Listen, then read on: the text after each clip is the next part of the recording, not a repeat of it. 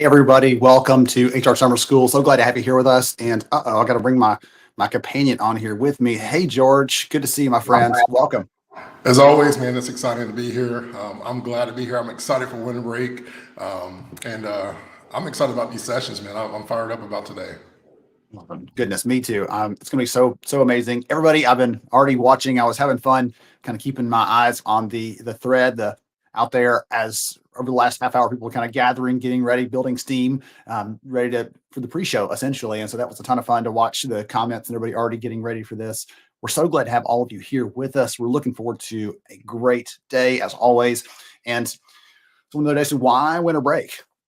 Well, I'll be honest with you, summer school is the summer thing, right? It's what we look forward to in the Eubanks household. And I know many of you have told me the same thing, but I heard from other people saying, we need to get together. It's like, I need my fix. And so I said, we'll do something. And I asked George and he was all over it. So we thought that 2/22/22 would be a fun way to come together and just remind all of us the work we're doing is noteworthy, it's worthwhile, and to get some encouragement from the community, maybe even learn some things. Goodness, why not that as well? So we're so glad to have all of you here with us.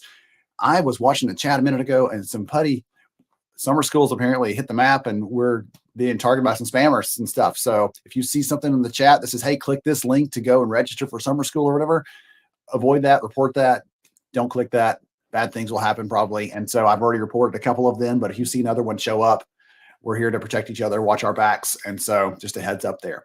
So a quick couple of announcements and things. And then I'm going to actually open the floor for my good friend, everybody's best friend, George, to share some encouragement, to share a few words of wisdom with us or whatever else he's got in his back pocket. He always has something back there. I don't know what it is, but no shortage of good things coming from George. So I'll share some quick announcements and things with all of you so we can get this thing rolling in the right direction. So, as always, we are going to give a ton of stuff away. One of the things that I mentioned in one of the prep videos or the videos leading up to this is we actually, if you can see back here, where there's a whole shelf full of blue books, and you can't see the underneath the boxes because there's more books in those boxes, and beneath that there's a whole other shelf full of those books. This is the year that I want all of you, my friends out there in the space, to make sure that you're in the HR job that matters to you, that connects with you, that's aligned with your values as a professional and as an individual. And so we're giving away a ton of those books, about $1,000 worth in the next couple of days for people who have been promoting the events, who are going to comment and share a day. So I'm so excited about that because the books are all around finding the right career for you, how to get that job, all those things. And guess what? If you get a book and we offer you one and you're like, hey, I'm great where I am, I love it here, that's fine. We all know somebody that could probably use that encouragement. So we're going to give away a ton of stuff today. Don't worry. The Sherman HRCI credits, as usual, we'll share that information after the event is over with, but we've got all the thumbs up from them for this event, 2.5 hours worth. And then if you need the captions, it's right there on the screen. We'll use the built-in option for LinkedIn to get those. So you can make sure you get all your good stuff and can participate there as well. Okay, yeah, let's see. Let's jump to the next thing. If this is your first time, if you've never been to a summer school event and someone said, hey, you should sign up, and you're like, what in the world is this thing? It feels different because it is different. Just a heads up for you. This is like getting the family, getting the band back together. This is like all your best friends coming back together again after being gone for a little while. This is not quite like most other conferences or virtual events and things like that. This is not just about the content, although there is great content. It's really about encouraging each other and making connections. And I'll teach you a trick, by the way. So one of the biggest complaints about HR Summer School, George, you've seen this one, okay? And you've probably done it yourself. One of the biggest complaints we get from people is, hey, I'm watching it, and someone says, hey, let's connect. And I go to click on their name over here in LinkedIn, right here where the little slide panel is. I click on that, and it actually takes me away from the page where I'm watching the show, right? That happens to everybody. So if you press Control, you should be able to click on someone's profile or their name and jump over to their profile in a separate tab or command, whatever I don't know what it is for Apple people. I'm sorry, but if you're using a Windows machine, press Control and click that. It will open them up in a separate tab and not interrupt your summer school experience. So just wanted to share that really quickly with you. If we had sophomores last year, I think this year we'll have some juniors or whatever. We'll have to figure that one out because we're going to keep doing this for as long as everybody wants it. So we'll run out of post grad levels for everybody to get into. We're so glad to have you. And just a quick thank you to the sponsors who helped to make the event possible. We appreciate every single one of them. And we'll hear from them today in different conversations. Jacqueline from HR Architect is going to talk to us about aligning the things that we're trying to do with the technology we use, with the way the business operates, and trying to get those things all aligned, because it may seem like there's a lot of moving parts. It's because there are. But when we get those things together, we create a better experience for our people, and we get to reclaim a little bit of our sanity as well. We're going to hear from Ken at Presidio about solving employee retention, which seems like a problem that can't be solved right now, especially. So we're going to talk through that. With Luke at PayActive, we're going to talk about flexibility at work and how to connect with our people. And then with Elsa at People Strategy, we're going to dive into, I'll tell you, I had a plan for that conversation. It went radically different. And you just hear from her heart what matters right now to her as an employee, and also to the leader she's talking to. So she's going to share how we can care for our people.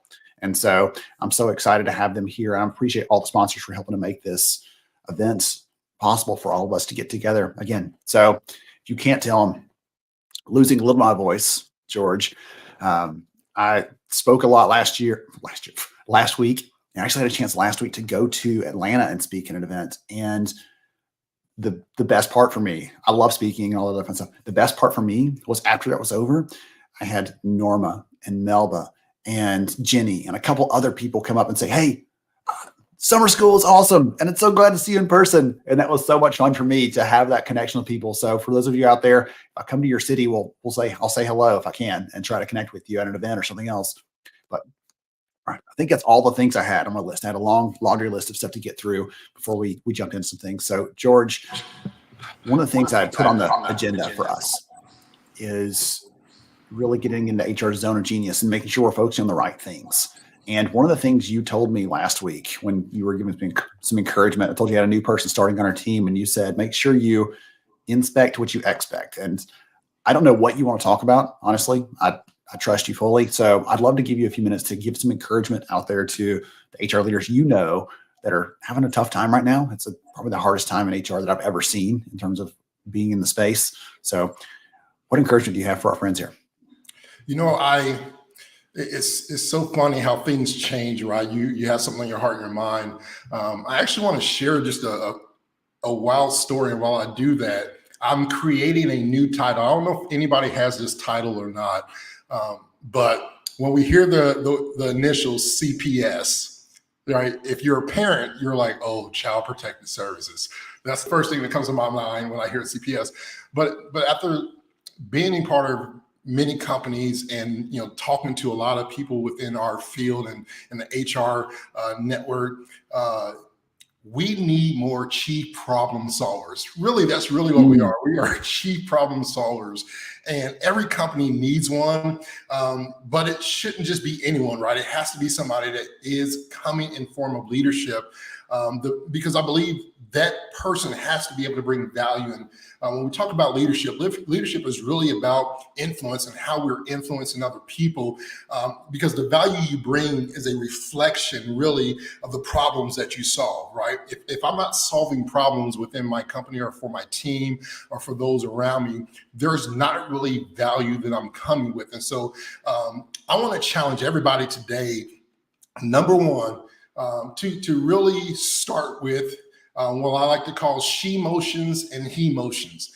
It's a word that we don't like to talk about. And I'm going to start it off by saying every one of you who are live here today, George here in Nashville, Tennessee, loves you. I want you to know that I love you. It's a word that we're in human resources and we all work in this field, but we're not human. We try to hide who we are and our emotions. And I believe with a lot of these sessions today, we have to open up our hearts and our minds to really be ready to be impacted, because emotions are really a result that equals change, and change is a result that comes with growth.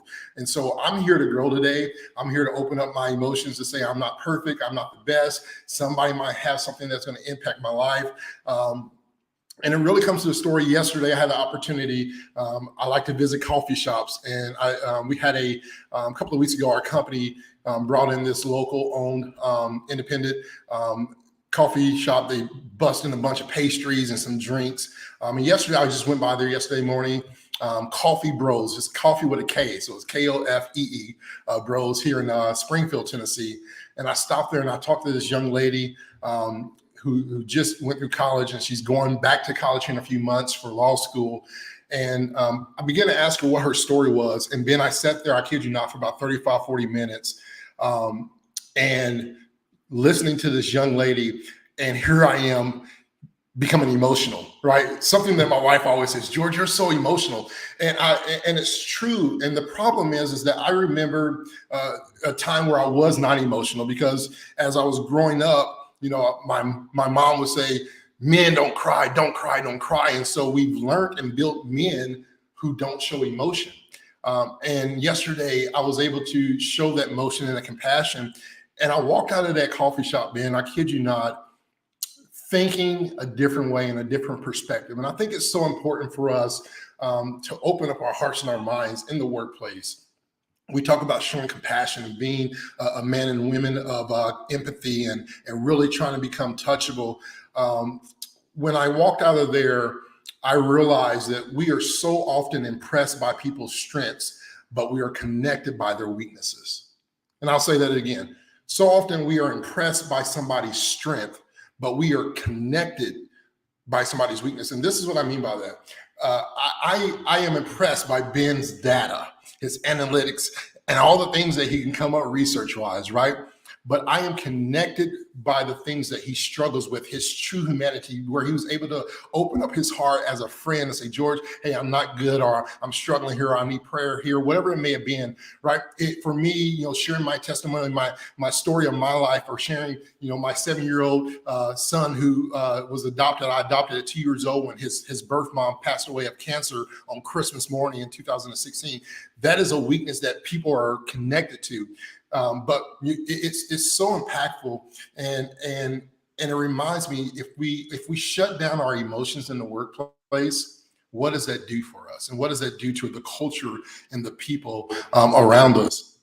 And I'll close with the famous quote when I walked out of that coffee shop, and I'm thinking about this young lady's story and the people that doubted her, the people that gave up on her.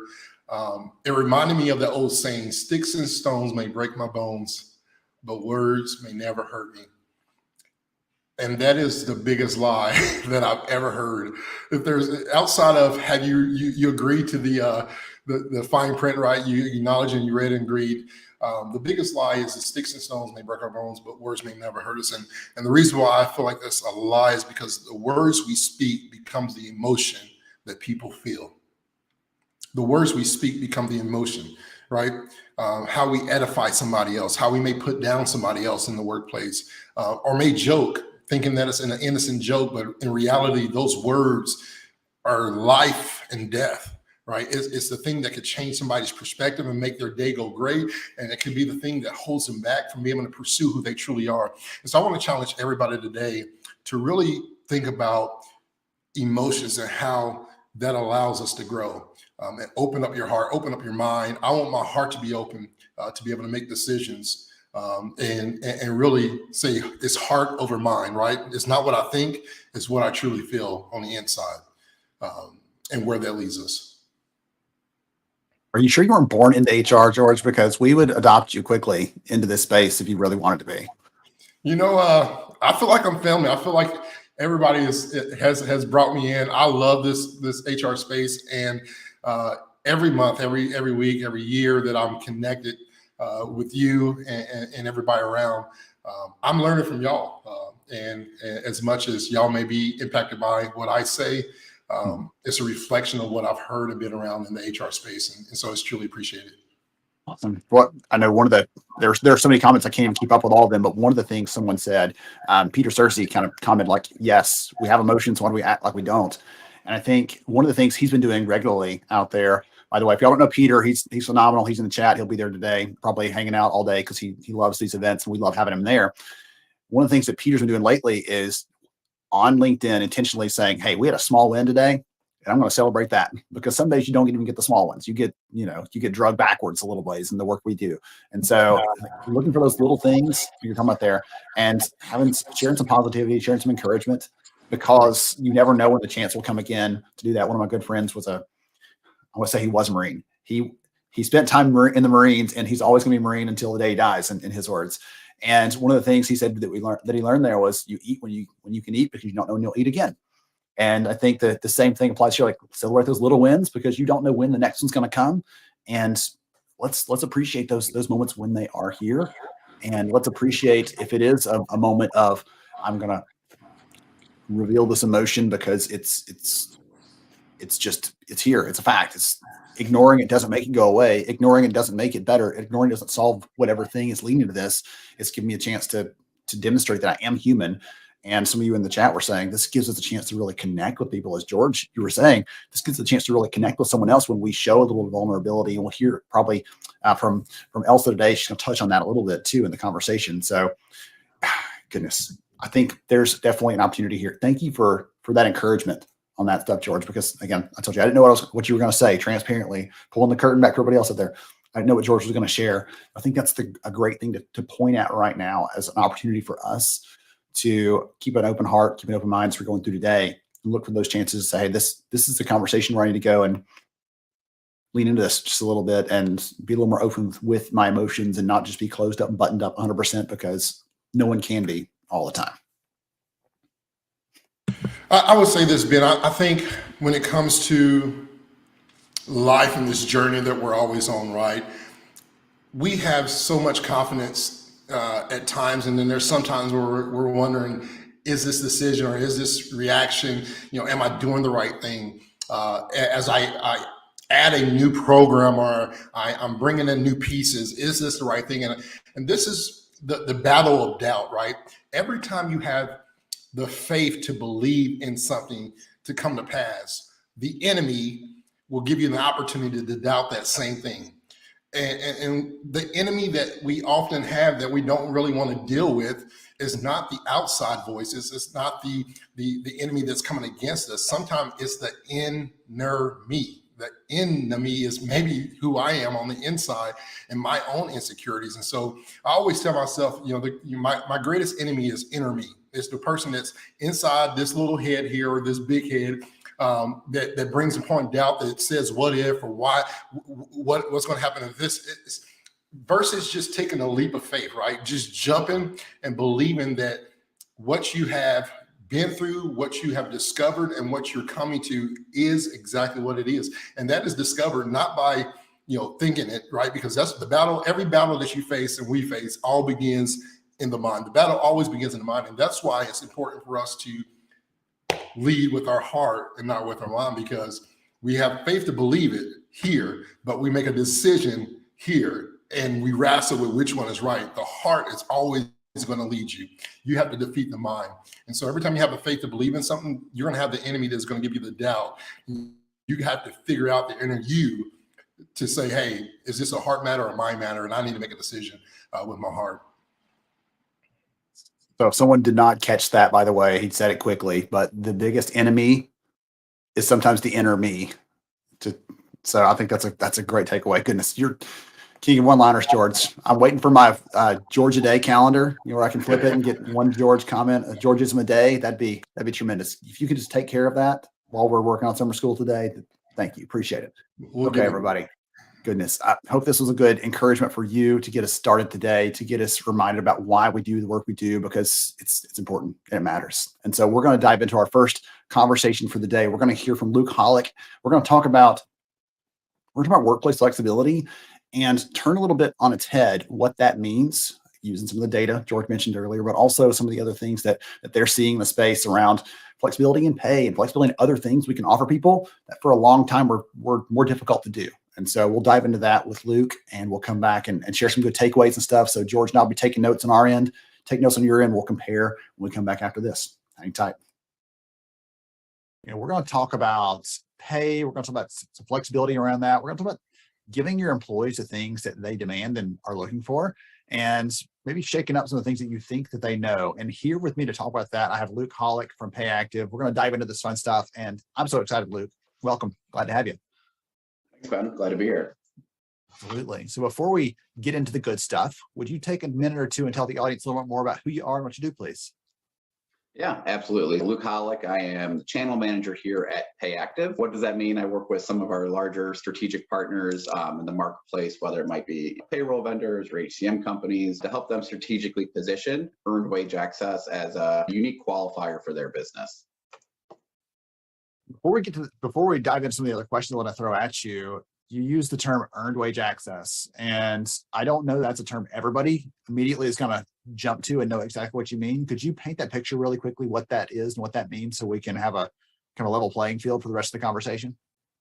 Absolutely. So earned wage access, right? We founded that term as well as the industry about 10 years ago. Some people call it on-demand pay, same-day pay, but earned wage access allows employees to access a portion of their earned but unpaid wages before payday. Excellent. Easy peasy. Yeah. Goodness. I'm thinking, we went through and looked at this concept of earned wage access, and the thing that really came to as a realization as I'm working through this is I remember doing an employee advance on their wages 10 years ago, helping someone out in a tough time or something else and trying to make sure they're taken care of. It was painful. It was embarrassing for them. It was all these things.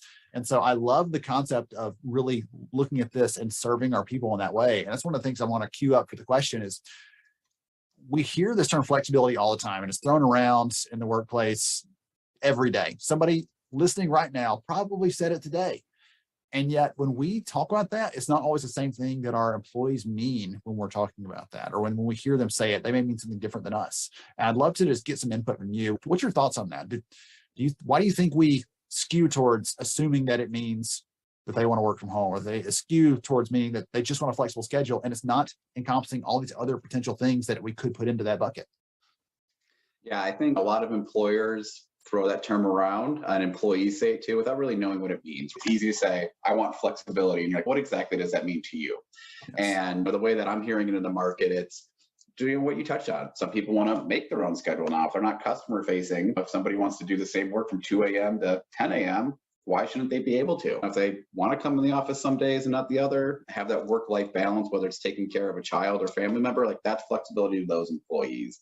And we're seeing it now with great resignation or migration, whatever you want to call it, reshuffling. I've heard lots of terms, but pay is no different. And historically, to that story you mentioned before, there wasn't very many for employees to access pay. And a lot of them is sucking up pride and essentially begging their employer, like, I've already done this task, like, just let me tap into it. And now employees are putting that narrative back to employers saying, hey, here's all these things that you offer me. I want to be able to control it and have a say in it as a peer, and my pay is no different. What's really interesting is when we did a study last year, we asked this question towards the end of the year about what flexibility means to you as an employee. And what blew me away was we keep hearing in the news that everybody wants to work from their couch. Everyone wants to work from home. When we asked employees, what does flexibility mean to you? That was number 5 on the list. Right up there at the top was some autonomy, some flexibility in my work, the schedules you were just mentioning, Luke. But one of the other things is right below that is flexibility in how I get paid and when I get paid, and some control over that. And as you said, that's been a thing for a long time where flexibility doesn't exist there. But to give someone some more choices, the tools, the technology now are smart enough to actually enable that. And as you mentioned earlier, this is about giving people access to the wages that they've already earned. It's in the name, before their payday on their own schedule. But how does that work? What are the mechanics of that, and how does it actually happen? Yeah, a good question there. So at PayActive, right, we have years and years of building partnerships strategically. So we have a little over 72 different APIs out there. So at our bread and butter, like, of course, we'd love to have an API, which, if you're not familiar with that term out there, the automatic flow of data. So there's no manual files for your team to upload for us. So when we're getting that information, to your point, Ben, it makes it very simple now for an employer to offer this. I think historically, the first thing that goes off of why they get in an HR payroll's head is, this is going to be a lot of work. I'm already stretched thin. I don't have time to do it. Who is going to manage taxes and runs and everything like that? And it's just so simple now to offer it. And most times, like PayActive, we're a cost-free solution to it. We've tried as much as we can to eliminate every barrier to make this flexibility available to everybody and anybody who may need to access pay before payday without falling victim to a predatory lending of the payday loans or title loans, or strategically overdrafting an account to pick up medicine or food. So we want to make it as simple as possible, not only for the employee, but the employer to offer this perk. I've actually seen some of the data that the team has produced based on actual usage of the PayActive solution. And one of the things that I'll admit, I'm a skeptic sometimes. I have to be a professional skeptic in the space that I'm in. And I ask a lot of questions, and I'm always trying to push the boundaries of, do we know that's the truth and what's possible? And I talked to a leader a few months ago that said, yeah, we've thought about that, but I don't know. Are they just going to spend it all on stuff that's frivolous and then end up in trouble? They'll really end up in a hole and have to have no other choice. And what the data actually show for the usage is they're using these things in places where we would hope they'd use it for an emergency or for their daily living expenses. That's what the actual data show. Yeah, absolutely. And it's employers go from no one's going to need this to the worst case scenarios. And there's really no gray area up front, which is comical until they start to see it. And to your point, right, like grocery, gas, medicine are some of the top 3 categories that people are spending these funds on. And it's a bigger issue that drives that. It's like, now there's more financial institutions in our bank accounts than ever. Like, I've listed mine before. It's embarrassing. You're like, oh, I'm at like the 20+ mark when you add a cell phone and car payments and everything else. And nothing asks, when is your payday? It's just like, oh, we bill when we bill. So now to juggle all that and need groceries on top of it, which is more expensive than ever. These are things that people are tapping into their already earned but unpaid wages to make sure that there is, always food in the fridge and food on the table. This whole idea is still novel to me because I painted a picture for you a minute ago for the audience that I remember doing a manual version of this years ago with payroll and trying to sort it out. It was all a pain in the neck, and we're having to write a manual check. What in the world? Who does that anymore? And I have to imagine, I know that when we did that in those days and took care of those people in the moment, they were embarrassed, but they were also super thankful. They were appreciative. They saw that we cared about them enough to do this, even if it was a risk or some sort of burden to us. And I don't know if you have any data or any anecdotal evidence, what you're hearing from companies you're working with, but I have to imagine this makes that connection to the employer a little bit stronger. What do you think? Oh, absolutely. Like, we see everything from recruitment go up because of it being an employer of choice, but more importantly, retention. So there was a Visa study that came out a couple of years back that it's to the tune of about 90% are staying longer for employers who offer services of earned wage access. And exactly to that point, no one's ever going to be, perfect, but to suck up the pride that employee did for you to ask, I'm sure they saw that as, hey, Ben is a great person to work for. I'm going to stay here longer because he helped me out in this dire time. And for an employer to offer this type of service, same mindset for these employees, that my employer can't offer me everything, but they can give me the tools to be able to access it when I need it. That recruitment retention piece does truly go up for the employees who use the service. One of the things you touched on earlier is the idea of APIs, right? This is not all hands-on manual work. You're not pushing a lot of buttons and pulling levers behind the scenes. The Wizard of Oz thing, right? Don't look behind the curtain. Someone's over here making all this work. From the employee perspective, they're able to do this easily, remotely, privately, all those kinds of things.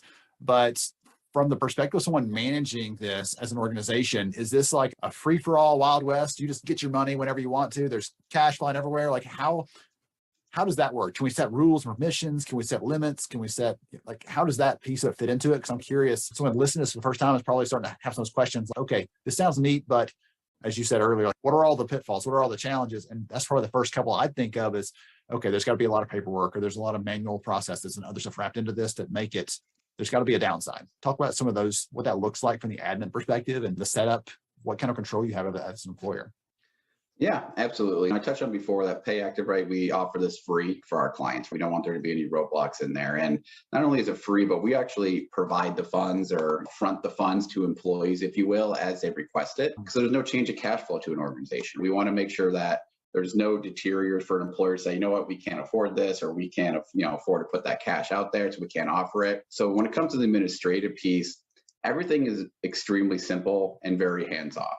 Right. At the end of the pay period, we do send back a deduction file. So based on what system you're using, there may have to be a file imported in there. But during setup, right, we always make sure we get all the headers to make it a payroll ready batch file. So that way, HR, payroll, or whoever is managing the program doesn't have to do manual massaging of the file. Yeah, it's saying up, even if it's 10 seconds, it's too much work. Exactly. So then it gets uploaded in there, the funds get withheld, we get paid back, the cycle reset. Coming from the payroll world myself, like anytime you tell someone, oh, implementation, it's easy, it's hands off. So like, I've heard this before to go through there. And like our setup is weeks, not months. There's people that we've had up in days. Like I never recommend it because we want to make sure you're trained and feel comfortable with any rules or regulations or safeguards we put in place. But it's a very simple product to get rolling. And once it is rolling, it's extremely hands off, which is why companies that roll it out, the stickiness, right? It's like a 99% retention rate of clients. Once you have it in there, not only is it easy to manage, but there's no cost, no change of cash flow. Like it makes no sense to ever even get rid of it for your employees.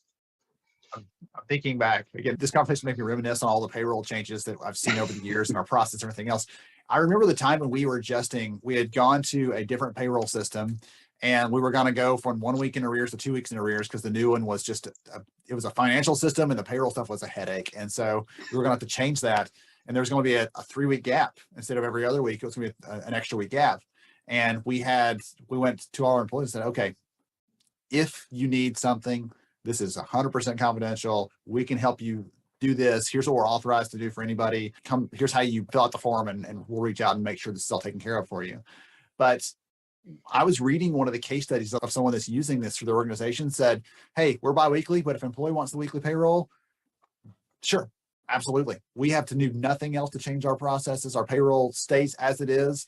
And that person gets to get paid if they want to every week so that they can budget better or more effectively or figure out those things that are weekly like childcare or whatever those things are just to give them more discipline. They can do that without everybody else having to adapt to their specific need. And I love that idea because it goes back to what we talked about earlier about when it comes to flexibility, every employee wants to feel like their voice matters, like they're heard, and we can't personalize everything for everybody, but this gives them, that puts the power in their hands to decide for themselves, which is something that's hard to do in other areas. Yeah. And I think to that point, it makes it flexible for the employer. Because to your point, moving back a pay period or a pay frequency, I'm surprised you have people with pitchforks outside your door saying, what are we doing here? But for most employers who recognize that pay, right, frequency is used as a competitive advantage. Paying somebody weekly versus semi-monthly doesn't put more money in that person's pocket. It just pays them faster. And in return, you're doing more like 940, 941 reporting, and you have more payroll tax obligations, and someone's constantly running payroll, but your employee is getting paid faster. So this is a great alternative for employers who are looking at how do I pay faster? How do I be competitive without disrupting the whole organization? And to your point, this is a great way to put it back saying, hey, employee, we hear you. We care about you. If you need it, here's how you access it. Anything else that you've heard from the customers you talked to? Because there's this wide range of them across all these different industries and stuff. It wasn't just all the frontline workers and stuff like that. There were software companies, everything else that I could think of. And I thought it was a ton of fun kind of digging through and seeing the different stories. Any of the stories or examples that you've heard since you've been at PayActiv stand out to you as a neat testament or of showing the value that it's bringing to the workforce? Yeah, I think employer-wise, it always comes down to recruitment, retention, and then the point we just touched on. Hey, we've been throwing around the idea of changing pay frequency, but logistically, we don't have the staff to manage it. So for an employer standpoint, it starts to check all those boxes. And in today's environment, to get people in the door and keep them in the door is becoming harder and harder than ever. Everyone's like, throw more money at it. Oh, wait, we're out of money. Then eventually everyone throws more money. So it's like, how high do you go before you're out of business? So again, just another way to appease into the whole flexibility that the employee is looking for, whether it's scheduling, pay, etc. From the employee, I think that you hit the nail on the head or set it up nice where historically most people think, oh, this is hourly workers, this is low income workers. Just because you make more money doesn't mean you manage it better. And what we just saw these past couple of years, when you go from making high income to maybe dual income and you go to single income, those bills don't stop. Your mortgage doesn't adjust because your pay rate has changed or your hours have changed or those car payments. And again, nothing matches up for payroll. So we are starting to see more of a salary or high earner saying, raise their hand saying, I need this. And then also within our app to tie into our mission of financial wellness, like we have financial counseling that's always free. So an employee can call and bounce off real life scenarios with these financial counselors saying, what should I do? Am I doing the right thing? Am I not? To really, again, help them get out of these future holes that they anticipate coming, or again, just get out of the hole that they're in saying, this is what happened. Here's what I'm doing. Am I doing it right? And having a sounding board, because most employers provide retirement advice, right? And there's very few that offer day-to-day, just natural makeup of the organization. The lowest earner, the highest have completely different needs. How do you invest in something like that? What if no one uses it? Now that employers are just shelling out cash. So that's part of our tool, right? The financial counseling that's always free and there for any of our clientele. I'm thinking back to, we had a we did have an advisor that did some financial literacy training, things like that. But we'd have a class. If you ever saw a hand go up, it was, I've got a friend that's got a question that they want me to ask. And it's, no one wants to stand in front of everybody and say, hey, I'm not really good at managing this stuff. My budgeting stinks. And I'm always worried every week if we're going to be able to, feed our kids. Hey, can you help me out? No one's going to say those kind of things in that situation. So this gives them that chance to do that privately, confidentially, all those kind of things. Like they get to talk to someone one-on-one without being raising their hand in front of everybody else. So there's some benefits there too, in addition to that, about helping them. Just the thing that I've said about HR for a long time, and it never feels more true than conversations like this, is some people think about it like, oh, it's your job, right? It's just trading dollars for hours. But behind that job is a family, you've mentioned their bills, right? It's their entire livelihood is wrapped up in that potentially. And so the opportunity we have to impact for the better in that way is way bigger than someone in supply chain or marketing or whatever. Not to pick on marketing folks, but right, those things just don't have the same impact as someone does in HR when you have a chance to influence someone's personal livelihood. So I've had so much fun with this. Thank you, Luke, for hanging out with me, for supporting the event, and for spending some time with us and sharing about what PayActiv is up to. I really appreciate it. Yeah, thank you, Ben. Glad to be here. Absolutely. To all of you out there, hang tight. We'll be right back with more HR Summer School in just a minute. All right, George. So one of the big things for me, I always love comparing notes with you on takeaways. And I was watching the chat there, and so many of you were saying, hey, we got people that got to be in an office. They've got to be in a manufacturing warehouse. They've got to be in an automotive shop. They've got to be somewhere here on site. And the joke I've been using lately is not a single person out there that's driving a forklift says, you know what, I'd really want to be doing this from my couch. They just don't expect that. They know that's not an option. So what can we do instead? What else can we offer them? And so in there, we heard about offering flexible pay, flexible benefits, flexible schedules. But I posted a link in the chat for some of you that to go and check out, because it covers other things too that we can do to look at flexibility. And you have actually led from a business perspective, right? You've been a manager, you've been a leader, George. And so talk about the importance of really listening to your people, understanding what flexibility means to them, if you don't mind, because I think that's the big takeaway here is everybody's people are a little different. And if you let them talk to you, then you might get some insight that's really specific instead of just saying, oh, well, they're doing it, so let's just go do what they're doing and it'll be fine. Yeah, I think the importance, Ben, is what you said. When it comes to certain things and words that we use in the workplace, so often we use words that don't include the people that we're discussing, right? So we talk about flexibility, but when we discuss flexibility for the company, do we involve people from every aspect of the company, or is it just leadership that's discussing flexibility? Because what perspective I'm coming from in leadership may not truly be impactful or be flexible to the person that's boots on the ground that's actually doing the work. And so I think it's important. The number one thing that I think we always have to do when we talk about changing things, we have to include people that are going to be affected by change. And this is what's tricky, because when we talk about change, everybody wants change, but nobody wants to be changed. And the reason why nobody wants to be changed is because they're not a part of the conversations that's going to bring the change that's needed. So if you're going to bring flexibility and change, breaks and change your remote work and how that system or process may be working, or maybe it's PTO and sick days, or maybe it's, hey, provide a meal. One of the things that our company here at S3 here in recycling, this company I'm a part of now, they are flexible. One of the exciting things is every Tuesday and Thursday, everybody from every department meets in the warehouse at 10:30 every Tuesday and Thursday. And it's just for 10 minutes just to talk. What's going well? How are you doing? And it's just that powwow. That changes the culture, the morale. It's a communication of literally everybody, 50 plus employees in a big old huddle, spread out in this huge 70,000 square foot warehouse with a microphone going around. And the other thing is sometimes people, let's be honest, don't have money to go out to eat or meet everybody. And so we provide lunch every Thursday. A menu goes out, we cater in lunch, and it's an opportunity for them to not feel flustered, but for us to be able to break bread and eat together. So the key thing for me, number one, flexibility has got to be community. We got to communicate with everybody that is going to be bringing that change. got myself muted there for a second. Sorry. Hey, Excellent. that's a tradition. That's a tradition. We got at least once. Ben's got to talk on mute at some point during this event, and you're going to hope for it for once. You can laugh at me. I'm going to hope that I don't, so that I don't get laughed at, but who knows? All right. So thank you for sharing that perspective, George. I appreciate it. We're going to keep on rolling. We've got our next conversation coming up, and we're going to talk with Ken Klein over at Presidio about solving for retention. And we talk all the time about hiring. We ran a big event in the fall on hiring, about how important that is, and had 1,000 people show up to hear about why hiring is important and how to focus on it, how to solve for it. But all of us know the easiest job to fill is the one where we don't lose someone in the first place. And so how can we retain our people and connect with them? Some really good takeaways and notes in here, some good practical takeaways based on the actual data they have. I'm the data nerd, but in this case, let's use some of that so we don't have to learn the lessons the hard way, stumble and skin our knees and all that fun stuff. So we're going to dive in with Ken, and again, come back after that with some takeaways from me and George. Here we go. Buddy, I am really excited about this next session, honestly, because one of the things that every leader I'm talking to these days is concerned with is retention.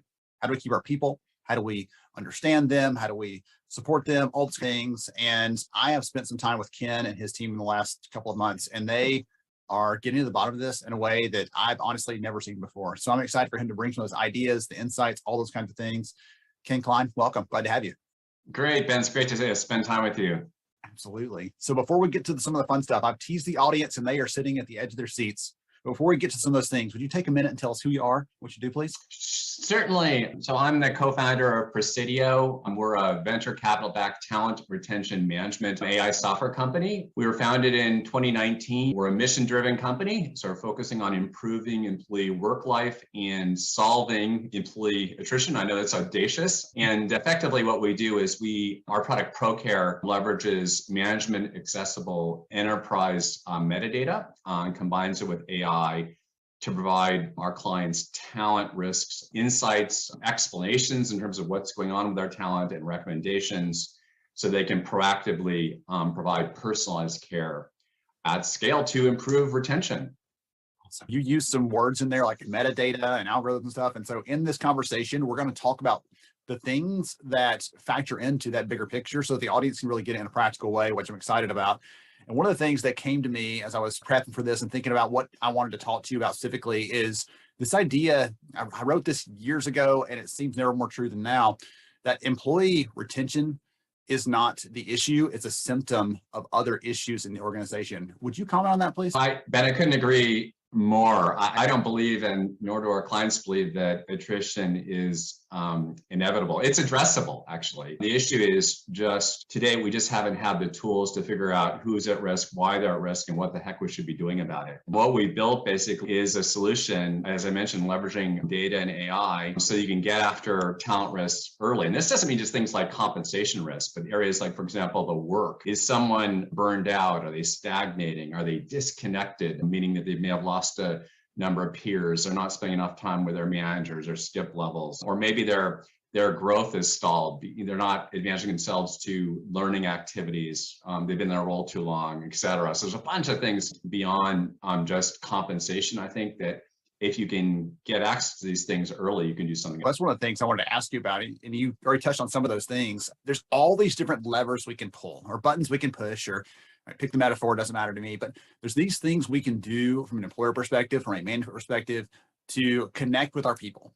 And the more tethers we have, I feel like the stronger that connection is to keep them there. But the fewer they are, the weaker they are, the less frequent they may be, those touches may be, the more likely the person is to leave. And again, for a long time, that's been a hard nut to crack, because all these things are happening in all these different places. You mentioned comp and training. What were some of the other ones you mentioned there, like skip levels? What are the other things that are factoring? There's a number of things. For example, recognition is how are they being recognized by their peers? So being able to gather peer recognition data, how they're being recognized by managers, also really important. I think for most of our customers, if you think about attrition, if you have organizations that are suffering from 30% attrition, it's pretty daunting and overwhelming, like where to start. So most of our customers decide to focus on specific areas, like an area to focus on leadership or manager development, because a lot is actually happening at that first level manager level. So investing those managers to impact their people. Another area of focus could be bias or to support DEI initiatives or growth or development. New hires, making sure those cohorts basically settle in, or high performance employees. I would say probably we're seeing as a sort of very popular place to start is burnout and maker time. There's just with Zoom and Teams, et cetera, that folks are just in too many meetings actually to get work done. For those of you out there listening to this, by the way, let's see, virtual show of hands. How many have you minimized your maker time, your time to be creative, your time to focus, your time to do really deep work, as Cal Newport puts it, and you're end up in all these meetings, just hopping from session to session, or I've just got enough time between the meetings to shoot a quick email. And like, none of those things are really the valuable work that we are trying to do, or the work that any of our people are trying to do. No, not a single person out there, their entire value is created from sitting in meetings or sending messages and things. We've got to give them more time. And I'd love that this uncovers that, because that feels like things in the HR bubble, we want to default to the things we're comfortable with, like training, like comp, right? Like manager relationships, things like that are in our bubble. But talking about the encouragement of people to say, hey, you should be blocking off a portion of this week, or we should talk to our leaders about blocking off meeting free Fridays, or whatever the thing needs to be from that perspective, to give people more control over their time, or setting the culture, the ethos, the values that you need to speak up if we're taking too much of your time. Don't just assume that you have to accept every meeting. That kind of transition is outside the bubble for most HR leaders, I would think. And yet it's a step I think we all need to be taking, because as you said, there's a lot of data to show when you eat away at the time people can actually focus and do the work that they're excited to do, that doesn't make them want to stick around.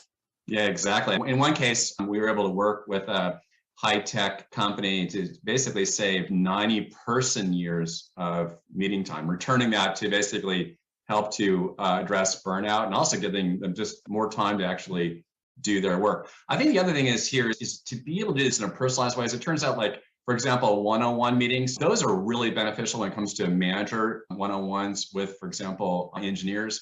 They don't work very well with go-to-market or sales type. In those cases, peer meetings are much more effective. So if you have too many manager one-on-ones with a sales type, that actually contributes to attrition. So it's really important when we think about these things, there's not a one-size-fits-all. It's not about these broad-based initiatives or programs, but it's about being very personalized, doing the right things at the right time, the right way with the right people. I love that concept, because I'm thinking, one of the things that comes to mind is I had a chance recently to talk to one of your customers. We did a case study together, and the thing that got me is she said, we don't really care about benchmarking against everybody else out there because we are different and we know it. We want to benchmark against ourselves. So if we have leaders inside the business that are doing this thing and it's getting this result, and other leaders that are doing this and getting this result, we want to point to those things and say, these behaviors are driving more value for our business, not just the HR engagement and stuff like that, but for the business itself. This is what drives value. So let's focus on those behaviors, or focus on helping you move to another position somewhere else if it's not going to be a thing you can do. And I love that whole concept of using the data to really benchmark against your own measure of success. Exactly. Think about, like, when we go to hire someone, we do that. It's not like we're hiring based on an initiative or a program. We hire people individually. It turns out that it's the exact same thing when it comes to your organization and retaining some. And there's things you have to do very specifically to be able to help that individual. You mentioned that 30% number of attrition, and the first HR job I ever had, we had, no kidding, we had 650 employees, 50% attrition every year. It was 100% of my job was just managing all of that turnover, basically doing the new hires and doing the terminations. And sometimes the same person the same day. I liked it. Sometimes it's a joke, sometimes it's not. It feels it's close to home. I spent all this time trying to help understand what the issues were that were driving that, so we could hopefully take a step to solve it. But the company never addressed it. And I think it's because it feels like this really big problem. You say our turnover rate is X. That feels unmanageable or hard to even strike that. Would you, this is like a softball, so forgive me, but maybe it's not. the thing I want to say to you is, or I want to ask you is, there's no way to say, boom, do this thing and all of that. It's okay, we're going to carve out 4% of that here and 20% of that there, and start eating away at that bigger number. That should be the approach. And yet I want you to encourage the leaders out there that there's not like one size that fits all to just solve for retention. Yeah, exactly. And it really does require some focus. So for example, with a life sciences company that we were working with, they decided they wanted to focus on their high performance critical employees and what they call their super collaborators, because they know that these people, they obviously they want to retain. And also, if you lose a super collaborator, effectively, in their case, they actually suffer from this. They lost a number of scientists because of one of these collaborators actually leaving. So that's where they decided to focus. And again, it's really about looking at this from multiple perspectives, looking at the work, employees' connection, their growth, their recognition, and yes, of course, compensation as well, but that's just a piece of it. Give some encouragement to those leaders out there that are saying, yeah, but we do a survey, right? We're getting something, we're doing a survey or we're trying to solve for this. I would argue that's not enough because it's too infrequent. If you're telling them at this one point in time, okay, we found out today that Ken is upset about his manager or he doesn't like his benefits. And by the time we get around to analyzing that, it's 4 weeks later. And by the time we decide what we're going to do about it, it's 4 weeks later and Ken's already gone. And so that we missed the chance to actually make an impact. So surveys aren't bad inherently, but I feel like they're a Band-Aid on this bigger, once you say like wound, that's a terrible metaphor, but this bigger problem that we need to solve. Yeah, no, surveys absolutely have their place. I mean, I think it's a really important way of capturing an employee's voice. But to your point, Ben, they definitely have their downsides. They tend to be too late, meaning that they're backward looking. They're really a lagging indicator of what's going on. They tend to be aspecific and not necessarily accurate because they're really good as the integrity of the question. And we really pick up where surveys end. So for example, a survey will show, I have this team that's disengaged. And the question is, okay, now what? Like, what's really going on? With whom? Is there a management issue? Is there something else? What should we do about it? And that's really where our product ProCare really kicks in to help you see at an individual level what's really going on and how to fix it. So for example, you might find that yes, there's disengagement, but if you go down to it, actually there are people that are disengaged in different ways. There's some that, for example, are suffering from too much pure attrition or too few one-on-ones. Others have too many tasks, right, relative to their peers. So there's an inequity relative to task distribution, or they're in too many meetings. And so getting that very specific advice early, right, so that it's addressable, and you're getting this before someone's actually updating LinkedIn, and then having a recommendation engine in terms of what the heck you should do about it, and then tracking and tracking those recommendations, make sure there's follow up and follow through, which is really important, right, to make sure that things are actually being done on behalf of these employees. Yes. But anything we can do, anything to shorten that gap between I'm aware of it to I can act on it, I'm always a fan of. Whatever speeds that up, because the longer it takes, the more frustrating it gets. It's, like again, I got all these weird examples like hangnail or something. It's minor, but the longer you have it, the more it bothers you, like the more you are aware of it. And so for an employee, they realize I'm doing twice as much work as those people over there, and I'm just fed up with this. The first day, it's just annoying. The second or third day, it starts to build over time. And if you as an employer can see some of those signals, you can see some of the things, again, in the data and say, wait a minute, Ken's probably at risk here. And guess what? He's one of our key contributors, or he's on a succession plan for leadership, or all these different variables that can mean it's not just we're losing someone, but we're losing someone that's valuable to the future plans of the organization. They have a future value that's even higher than their present value. How do we solve for that? I love the idea of saying, we're going to shorten that gap down and say, we're not going to take action on this 4 weeks from today. We're going to take action on this tomorrow, right? By giving your leader some insight into this, by helping them understand these are the 3 things that Ken likely needs, but you should talk to him. He's a human. Talk to him and understand what he needs and figure out how you can serve him, take care of him. Those little things, which seem so little, can add up over time. Yeah, and Ben, you talked a bit about internal benchmarking, and one of the ways where a lot of our customers utilize us is to pick their very best managers and say, hey, what the heck are they doing differently than the managers that higher attrition are doing, right? And then say, well, there are differences, and they're very bespoke to our enterprise, but they're doing things that are different. Perhaps they are taking leadership or coaching training on a regular basis. They're constantly sharpening their skills and actually impacting how they're managing their people. Well, then just get those other managers doing the same thing. So that's the other thing, is to figure out what's actually working and start to spread that as well. So that's another thing that we're seeing that's really effective. I had a person that told me years ago, nobody wants to be at the bottom of that list. When you start making a ranked list of here's the ones who are doing best by attrition as leaders, like no one wants to be at the bottom of that list saying I'm doing the worst. And so what can we do to help them be, whether we don't point them out that much, maybe your culture supports that out there. Somebody probably does. Your culture says, hey, you're going on the list, buddy, and we're going to figure out how to get you fixed. But for the rest of us that are saying, how do we do this in a little less confrontational way? It's co-opt those leaders to say, we are here to help you create stability in your team, to help your team perform at their highest possible levels, to make sure there's good cohesion among the members of the people, right? All those things that a leader cares about.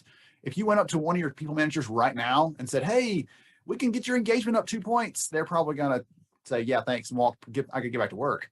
But if you said, hey, we could create some more stability in your team so that you can predict week to week what their productivity is going to look like, well, suddenly they start to care. And that, again, that ties back into retention. Being able to do those things, though, is solving their problems, not the problems we care most about. And I love you talked about that, Ken, saying, let's find the things that are working over here for these leaders, because we can point back to those and guide all the other managers. One of the things I was going to say, that this picture I have in my head, some future utopia from a management perspective, is what if every leader in the business was as good as the best leader in your business? And the tools like this can help you illuminate those behaviors, the tasks, the actions, the things those great leaders do. So we can hopefully help the others start mimicking them. And eventually that'll become a habit. They'll build that muscle and they'll be better leaders for it. But until you start, it's never going to get better on its own. Yeah, exactly. And what if we could onboard leaders, right? Where we take them through these steps, almost a recipe, right? That we go through. We look at these as really retention paths. Like it's not one thing. It's really a series of things that need to get done over time. And actually, that's what we're really hoping here, is that when, folks hire employees, they go through onboarding, don't forget about them. It's just the beginning. Retention has just started. It should start literally from the day that they sign the offer letter. We get back from the honeymoon and then you act like your spouse doesn't exist for the next 6 weeks. They go from hero to zero literally overnight. And if they're a great hire, and you went forward with an offer, and an offer that was accepted, spent a lot of money doing that, then prioritize actually retaining these folks. Goodness. I've got so many good notes. I'm taking notes over here from this conversation. I've got some good ideas and things from this, things that every leader out there should be thinking about in terms of potential levers and things that could impact your retention of your key people. And again, I'll throw that last thing in before I ask you how people can connect with you, Ken. The people who are most likely to leave are the ones who are amazing performers, because they have a lot of choice. They have 3 or 4 companies right now that want to hire them. Those are the ones you want, that they can walk out tomorrow and they're not at risk at all. Those are the ones you should be focusing on, making sure you're keeping them and keeping tabs on them, how you can help them. So if someone is curious, they want to know more about the work that you and the team are doing, which probably after this conversation, everybody's going to be curious, what's the best way for them to connect or learn more? Yeah, best way is to contact us at hello@presidio.com, praissidio.com. Yeah, I'll make sure we'll get that popped into the chat right here so everybody can see that. So make sure the spelling's correct there. You can reach out to the team though that over there and just let them know what's going on and ask them for their input on how you can solve for your own retention issues out there. Ken, thank you so much for joining us, for sharing some insights and some encouragement that this is not an insurmountable challenge for HR, that we can actually impact retention and solve for attrition, I think was the phrase that you used earlier, right? Absolutely. Goodness, it's a big mission. Let's all get link arms and go for it. Thank you to you. To everybody else, hang tight for another session of HR Summer School coming right up. So one of the things that I was thinking of as we were listening to Ken there, and thank you, Ken, by the way, that was a great session. I saw you in the chat commenting and sharing some ideas and stuff and responding to some questions. George, one of the things I heard this company do a couple of years ago, because several people were talking about that kind of connecting people in the business. Number one, if you look at the actual data from Gallup, the way they survey for engagement, they were kind of the original company to measure that. One of the key questions that measures engagement retention is, do you have a best friend at work? Do you have a strong connection there, which matters a lot. Okay. But one of the things that this company did to kind of solve for that and create that connection was they said at this company, the retention rate was kind of weird. So people stuck around for a long time when they came in. And so you were the new guy for about 10 years until you started to catch up to the other people that had been there. And what they did is they put in this thing they called the SPOT, Seasoned Professionals Onboarding Training. It just connected all their seasoned experts, their experienced people, would connect them with someone else. And they immediately started seeing these returns because these people had already capped out in terms of their job level and everything else. There was nothing else they could do in terms of advancing in the business. But this gave them a way to use all the information, all the expertise, all of the excitement and passion they still had for this job. It gave them a way to funnel that into someone else and to encourage someone else and help someone else start to level up. And so I love that idea. And I don't know if you give any encouragement out there to our audience around that, because I know that seemed to strike a chord with them around the trying to connect and trying to mentor. Any suggestions on what they should be doing when it comes to connecting people, or what makes a good mentor if they're trying to give some encouragement to some of their people so that they can do that effectively? Number one, I was so excited when you gave the acronym for SPOT. I was like, I love acronyms. So I think that this goes, I love Ken's message, because as you know, I love everything that does anything with culture that can be tied into culture and the morale of a company. And I believe the new employee engagement, right, is employee fulfillment. How do they feel fulfilled? How do they feel a part of what is going on within the company? And I'm trying to remember, I think it was Amanda who said, it may be a weekly one-on-one. I think we have to get to a place of engagement where our team is engaged inside the workplace. And how do we get them engaged? Because what works for me may not work for you. And so I think it's very important, especially as it was mentioned in the comments, how does this affect our onboarding, and how can we make this a part of our onboarding? What questions, what are key questions, probing questions that could get us to know who George or Ben really is, right? What is his hobby? What does he love to do? One of the things that I changed, Ben, as a matter of fact, one of my recent new hires that I have on our team that joined, I cut all the traditional HR interview questions. I throw them out the window. And that's probably why I'm still on the outside of HR, knocking at the door, trying to be in the family. Is I want to know a couple of things. Number one, how creative are you? Number two, I want to know, what is the limit on your creativity mentally? Like, can you be put on a spot and think of something? So I ask strange questions like, what superpower, supernatural power do you want if you can have anything? I ask, questions like, if we were to play checkers or chess, which game would you choose and why? Because typically people who want to play checkers, they want the easy, quick finish. People who play chess, they like to think, it's strategic, right? And so I like to do those type of probing questions. And then I want to know, what can I do to irritate you the most? I want to know those things. And I want to know what makes you cry. I want to what makes you happy. And then really getting to know that person is we just sit down and talk. How's life been for you over the last year, your journey? What have you learned? What have you lost? What have you let go? And who are you today? What made you the man or the woman that you are today? I want to know, some of those moving points. And it goes back to what I said at the beginning. I want to get emotionally connected. I want to know the inside of that person, because we can all ask the traditional questions to win a job. We've been in interviews so many times, unless it's their first or second job interview, they know the right things to tell us. And so I feel like the change that we've had is that we want to know the person.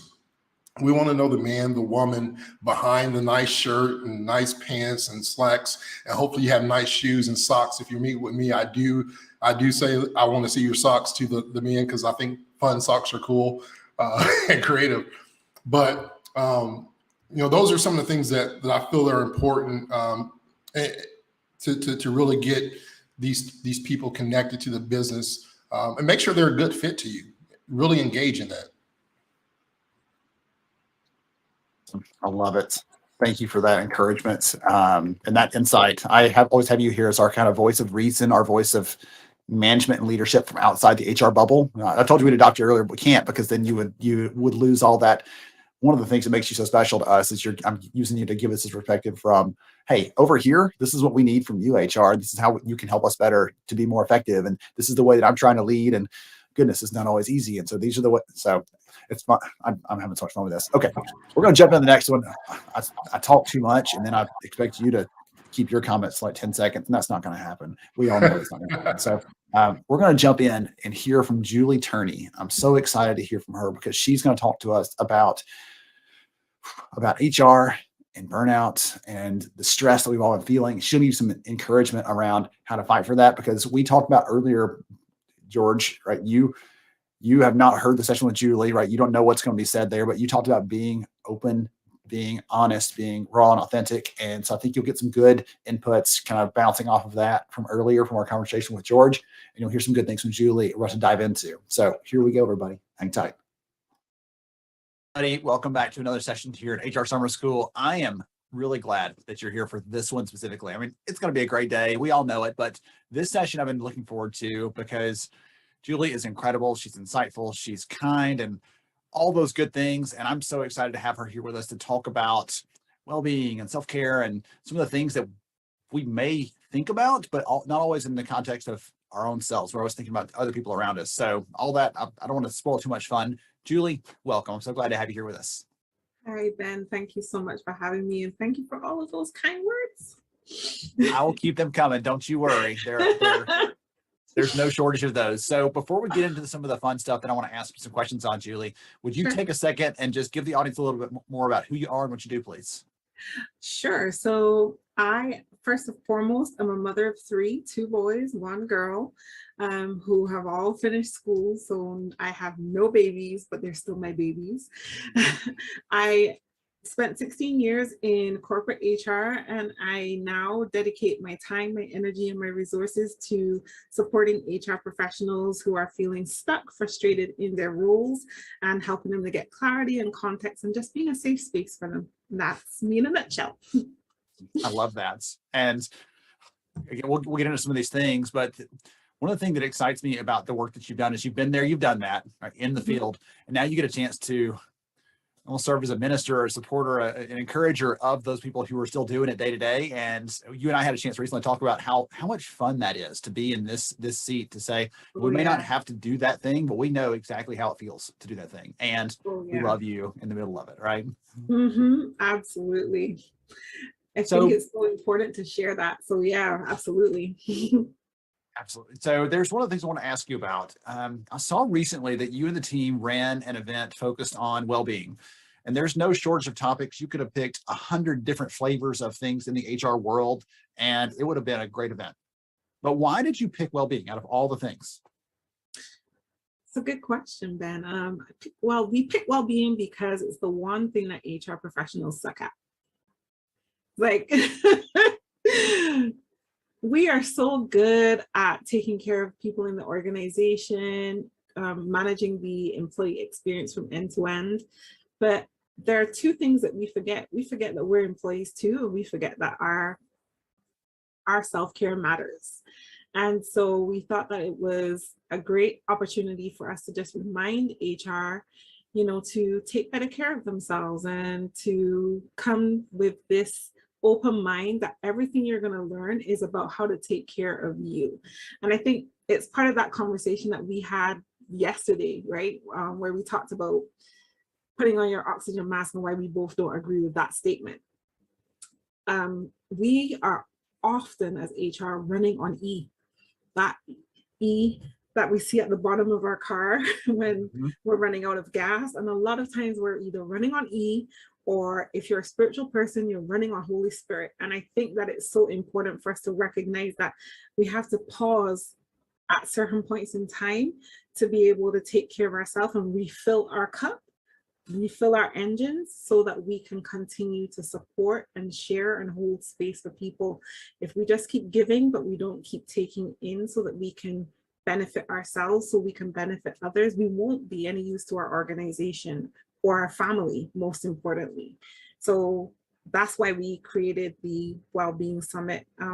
Alessandra Pulitzer, Ben, I'm so terrible with names, but Ben Eden and I, we got together and we decided, look, let's create this event for HR professionals and give them some support. And it was very well received.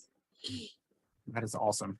Yeah, one of the things that's you were telling me the kind of the metaphor for we're running on an empty tank of gas, and for whatever reason, we are very quick. And I don't know if it's because we're drawn into this space of HR because we care about the people around us and we want to serve them well. And we're very quick to say, hey, how can I do something for you? How can I take care of you? How can I serve you? And there's absolutely nothing wrong with that. No. But there's actually a finite limit to that, as you're saying here with the metaphor of refilling your cup and refilling your engine and all those things. There's a limit to those things. And yet for some reason we continue to blindly plow forward. And one of the ways I was thinking about a minute ago, and this is not to diminish anyone's work, but if you're standing on an assembly line and just stamping one thing over and over again, you don't have to have a whole lot of creativity and empathy and concern and collaboration and all those things that make up the HR person's job. You don't have to have a lot of those things. So for our job, we need a lot of that. And Yep. so we can't just get by with doing this. Why do you think we as a profession, as a community, struggle with that so much? I'm going to answer that question with a quote. Okay. So there's a quote that I heard many years ago that was said by Dr. Rick Rigsby, who is a chaplain for the NFL. And in a speech that he was giving at a university, he gave this quote where he said, "Ego is the anesthesia that deadens the pain of stupidity." Now, in case you want to share that with a friend or a family member, I'm going to say it again. Yes, do it again. Ego is the anesthesia that deadens the pain of stupidity. Okay. And a lot of times as HR professionals, we are riding on ego. We think, oh, we've got to know it all. And yes, we're the best. And we're working for the best organizations. And, you know, we're never going to burn out. We get everything that we need. And so we don't need any support. We don't need to, we can keep going on this. We could write on this forever. Like, a lot of us are riding on ego. And when ego catches up with you, because it will, then you realize, oh, I really can't do this on my own. And I really do need to refill, because if I don't, I'm going to burn out. So ego is number one. Fear is number two. Fear of what your peers are going to think, fear of what your colleagues at work are going to think, that if you need to take a step back to get the support that you need, that you're less than. And a lot of times you need to get that out of your head. Sometimes we get in our own way and stop ourselves from progressing. We stop ourselves from getting the help and support that we need. And so fear and ego will be the top two things for me that I believe really stop HR professionals from getting that help. I think the way you phrased it around ego is interesting to me, because we immediately think of that as like this negative. We don't want to, it's I'm better than you is how I picture that. And the way you position it is, no, you may just think that we are good enough that we just don't need that.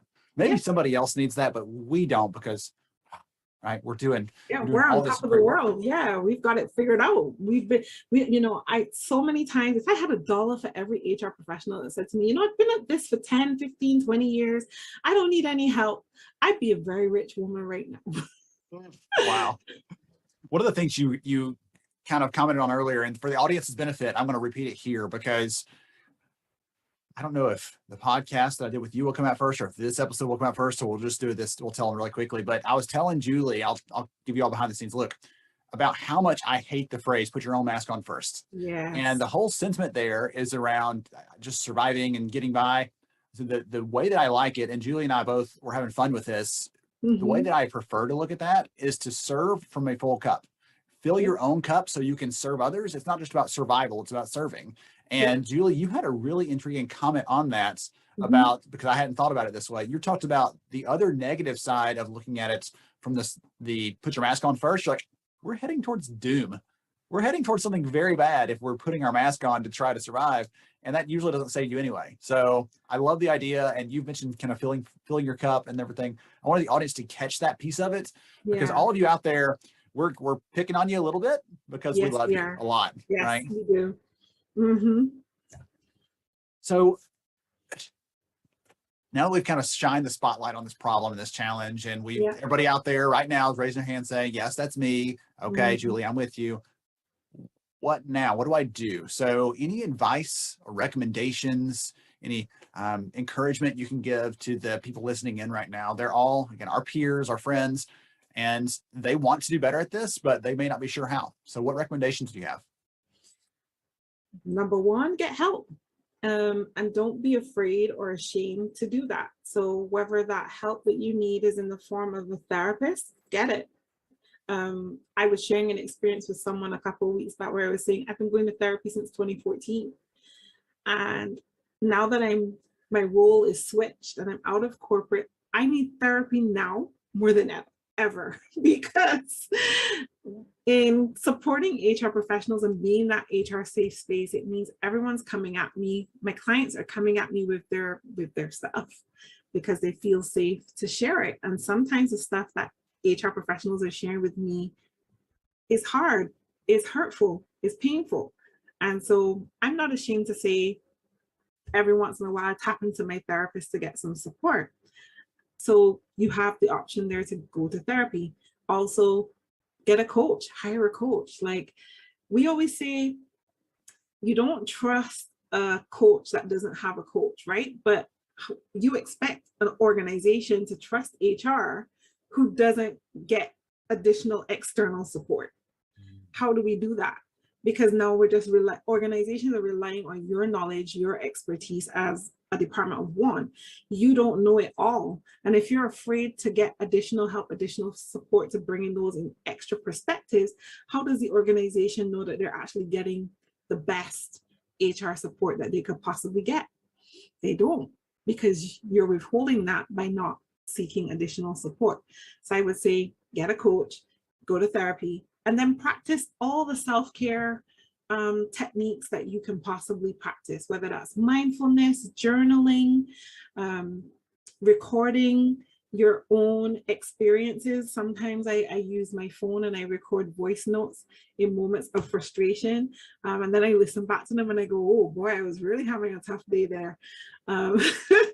Coloring, I love to color. Listening to music, find a hobby, go in the garden, take a walk the dog, play with the cat, whatever it takes for you to practice your own self-care, do those things to fill your cup and take care of you. So those will be my recommendations, on top of get a mentor and start going into some other communities and getting perspectives. There are so many HR communities. We were talking about the benefits of HR summer school, and that whenever you go to an HR summer school session, there's always someone on there going, hey, let's connect. Take it further. Don't just connect. Schedule a virtual coffee and get to know that person a little bit better. So don't just take LinkedIn connections for the sake of taking them, but take those connections further and get more intentional about expanding your HR community and getting to know fellow HR professionals. I love that. I was trying to think through my regimen and my routine, but what things that I do for, when things are extra stressful or things are extra hard. Mm-hmm. And one of the things that's I probably mentioned at a summer school episode in the past is my big thing is I love to run. I love to go out and do a couple miles. And I actually, in 2020, the year that I needed it most, the stress relief, I had a knee injury. And so I couldn't run. And so how do I find something else to do? And so I took up bicycling as an unwilling cyclist because I just needed something. Being outdoors is part of my thing. Mm-hmm. And one of the other recommendations because you talked about finding like anything for every person that have a connection. One of the things that I've done is when I get a nice note or a comment or something that makes me smile from somebody, I flag that in my little happy thoughts folder on my email. Yes. And so those days that are extra tough, and every single one of us starts to wonder, like, am I really cut out for this? Or, why is today the worst day of all? And go take a look at those things that you've received. And it reminds you that today is a day it will pass.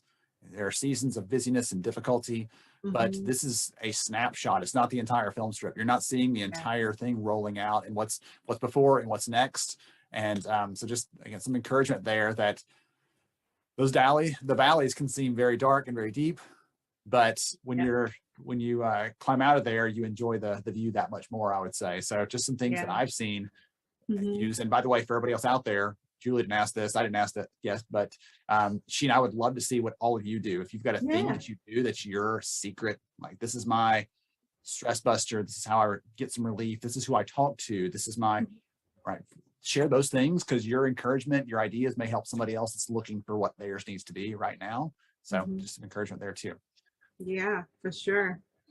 Okay. I want to ask you like 87 other questions, but one of the things I really wanted to get to is book. So you and I we had some chances to chat a little bit, and one of the things that I love is this is about confessions from an HR pro, and probably every HR person that you and I have ever met says, oh, I could write a book with all the stuff I know, right? And exactly. Thank goodness you did. So I'd love for you to give us the snippet. What's the book about? What's someone going to get out of that? Because we're about to give some of those away. I'd love for Yes. someone to get some ideas about what that actually entails. Sure.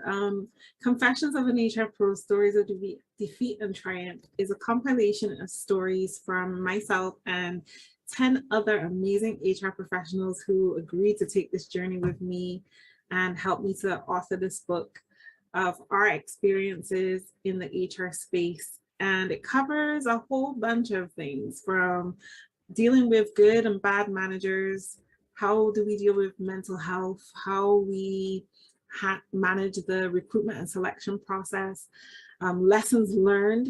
And so it's moments of defeat, our moments of triumph, and our lessons learned in these various areas in this vast profession that we call HR. And I also share where you can find HR communities to get the additional support. So it's kind of like the book that I wish I had when I first started HR. And I know a lot of people would have read like the first 90 days. This is kind of like the first 90 days and beyond in HR, and things that you should know.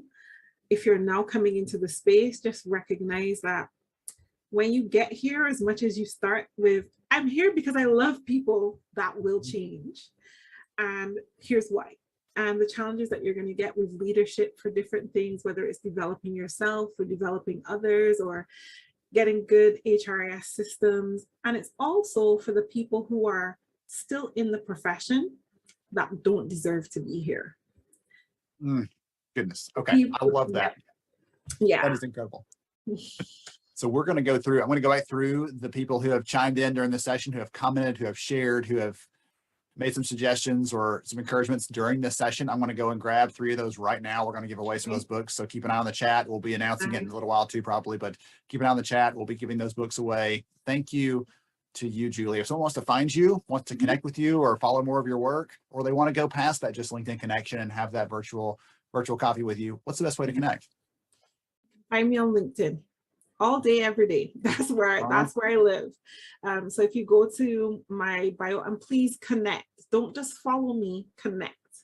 And then once you reach out to me, there in my profile, you'll see there is a link to schedule a get to know you call with me or a coaching preview call with me. They're all free.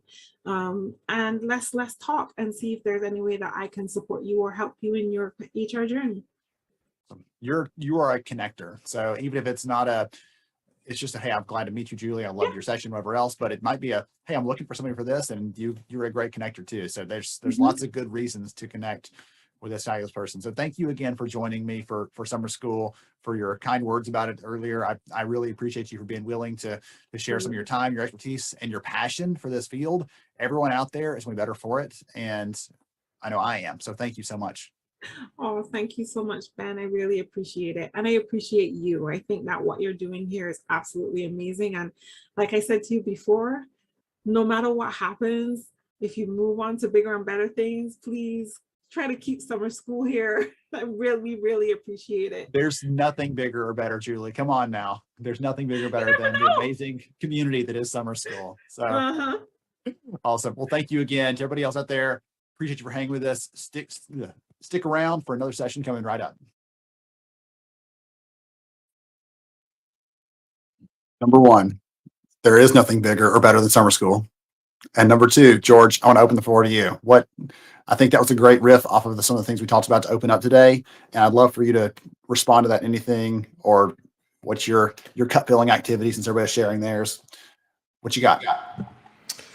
Man, I'm still stuck. I don't want to say stuck. Sometimes I just jump on something that somebody says and I just dig into it. And she mentioned something, and I remember, I don't remember much of what I say most of the time. So that's why I have you as my friend, because you're always right now. George, you said this. But she talked about in the beginning, and you know, self-leadership is something that's dear to my heart. It's something that I coach, I train, I teach.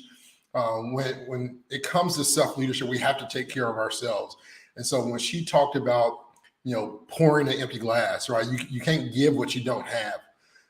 It reminded me of really the self leadership, and it's always in the form of life, right? Life is so valuable, and you realize how valuable time is and how precious it is as you get older. And when I think about self-leadership and really taking care of ourselves, it sums it up to really life is the sum of how well we lead ourselves.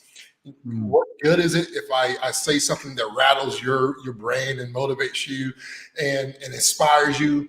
I'm to a point in my life where I don't want to motivate another soul.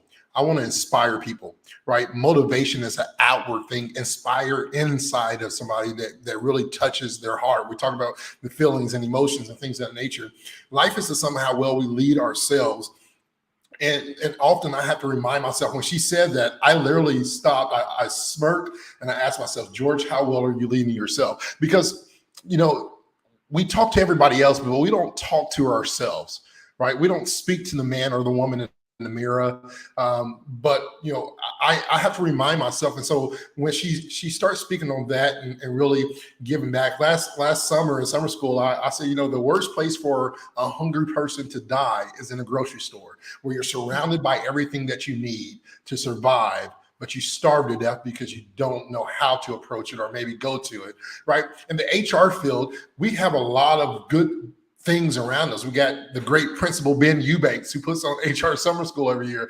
We got a network of people and speakers and other workers who are in our field that have gone through a journey that we're stuck in right now, that have gone and experienced some things that we've already been through. And we just got to reach out and speak. And so the questions that I often ask myself, Ben, is who am I? Right? Who am I as a leader, trying to fill my cup, trying to get back to a place where I can give? And then I ask myself, what do I want? Like, George, what do you want? What do you want in this situation? And really understand what it means to lead yourself and lead yourself well. I believe it goes back to defeating the F, is what I'm calling it, because I'm an acronym junkie, EF, the ego and the fear. What is it about me that's stopping me from the power of self-awareness, right? What is it about me that's stopping me from being humble enough to say, Ben, I'm not good, right? How are you doing, George? I am doing horrible, right? I want to be honest with you. My day stinks. I have no passion. I have no drive. And I got tons of people outside my door that are expecting me to be something that I feel like I cannot be, right? We got to have that person that we can pull the mask off, but let's do one better. Let's throw the dang old mask away. Let's stop wearing masks and say, you know what? I am failure today, but it's okay because it won't be like this always. And so I think that's important for us to ask ourselves these questions and be honest with ourselves. We can be a mistake today, knowing that we've learned from it, and tomorrow we're going to be a success. Just finished. I told you in one of our conversations recently that I'd been coaching the youth wrestling program because the other coach kind of stepped out and disappeared. So I said, "Oh, sure, I'll help out." And the first thing I had to teach all these kids was you either win or you learn every single time. And if you lose and you don't learn, then guess what? You're going to do a whole lot of that. So this is our chance to learn from these things and get better and improve over time. Goodness. Thank you for that, George. By the way, everybody, I took that moment there. So the name of the book, someone just asked for that. I should know that off the top of my head. Confessions of an HR Pro. And we'll make sure to get that link into the notes here so you can all go get that. But I'm going to give away a couple of those, by the way, really quickly. So Bonnie Olay, Caitlin Campbell, Mildred Allen, Esther Zone, and Brittany Jackson. Ping us, events@lhra.io. It's a different email address than usual. If you just email me, I'll make sure it gets to the right person. But our team will make sure and get you a copy of this ordered, get it out to you so you can check out the book from Julie and all the other amazing HR pros that contributed to make that one possible. So I know you all enjoy that, and I'll go get the link really quickly and get that into the comments so that you can also go find it if you're not one of those lucky people who happen to win. I know you might think I can't count. I said 3 would win it. I'm giving away more because I love Julie and because it's so worthy of being read and being used as a tool to help us all. So enough of that. This is our kind of delay moment for me to give away some stuff really quickly and get our other session queued up really quick. So our next conversation, if you've been an HR Summer School alumni, then you have seen Elsa in the past. You've seen Elsa come to us and talk about different things. And I'll mention this in our conversation a little bit, but it's so powerful. Elsa, I had a chance to meet her for the first time back in 2020 when everyone was kind of stuck. And she actually, prior to being in the HR and benefits and brokerage kind of space, she was a nurse. And so she said, right now, this is just what you need to do. And so she was like the voice of reason, the voice of experience. And so I every time I hear her speak now, I attribute it back to that first moment when I had to connect with her. So we're going to hear from her about some of the essentials on connecting with your people, on showing them you care, and some good encouragement there that we can do this. And it's not this foregone conclusion that they're all just going to take off and there's nothing we can do. So go ahead and bring Elsa up and we'll dive into that conversation. Everybody, I know you've been having a great day so far, and we've been having some great sessions here at HR Summer School. And we're here with another one of our amazing speakers. And some of you may recognize Elsa if you've been here before. If you're an alumni, you're going to recognize Elsa Glorioso. She is one of our fan favorites. Everybody loves to hear her share her perspectives and things because she was with us the very first HR Summer School ever. And she and I were just actually talking a few minutes ago before we began recording about the key message back then was she had just come from an entirely different career. And I'll let you tell her story in just a second about that. But one of the key things she brought to us then was in the middle of all the stuff going on in the middle of 2020, she said that the one thing you should be doing is care for your people. And in some ways that has stayed the same. In some ways, the way we care is maybe it's changed a little bit. So she's going to dive into some of those things with us today. And I'm so glad to have you here, my friend. Welcome. Thank you. Thank you. Thanks for having me back for another year. Absolutely. Well, It's a joy for me. We always laugh about kid stories and craziness and all the stuff going on and travel, fun, all the great things that impact us, but nothing's right. you're like the Postal Service. Nothing's going to keep you from your appointed rounds of summer school showing up and bringing some joy and some smiles to us. So before we get into some of the fun stuff we're going to chat about today, would you take a second and give the audience a little about your background, what you do now, but also the background that led you to where you are, please? Sure. Yeah. So I am a former nurse who went completely against the grain and decided to start doing insurance.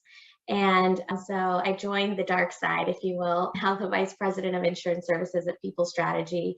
And I've been doing insurance for about 8 years now. But my end goal was always I wanted to help people. And so I think I got to do it on the clinical side, and now I'm getting to do it on the insurance side.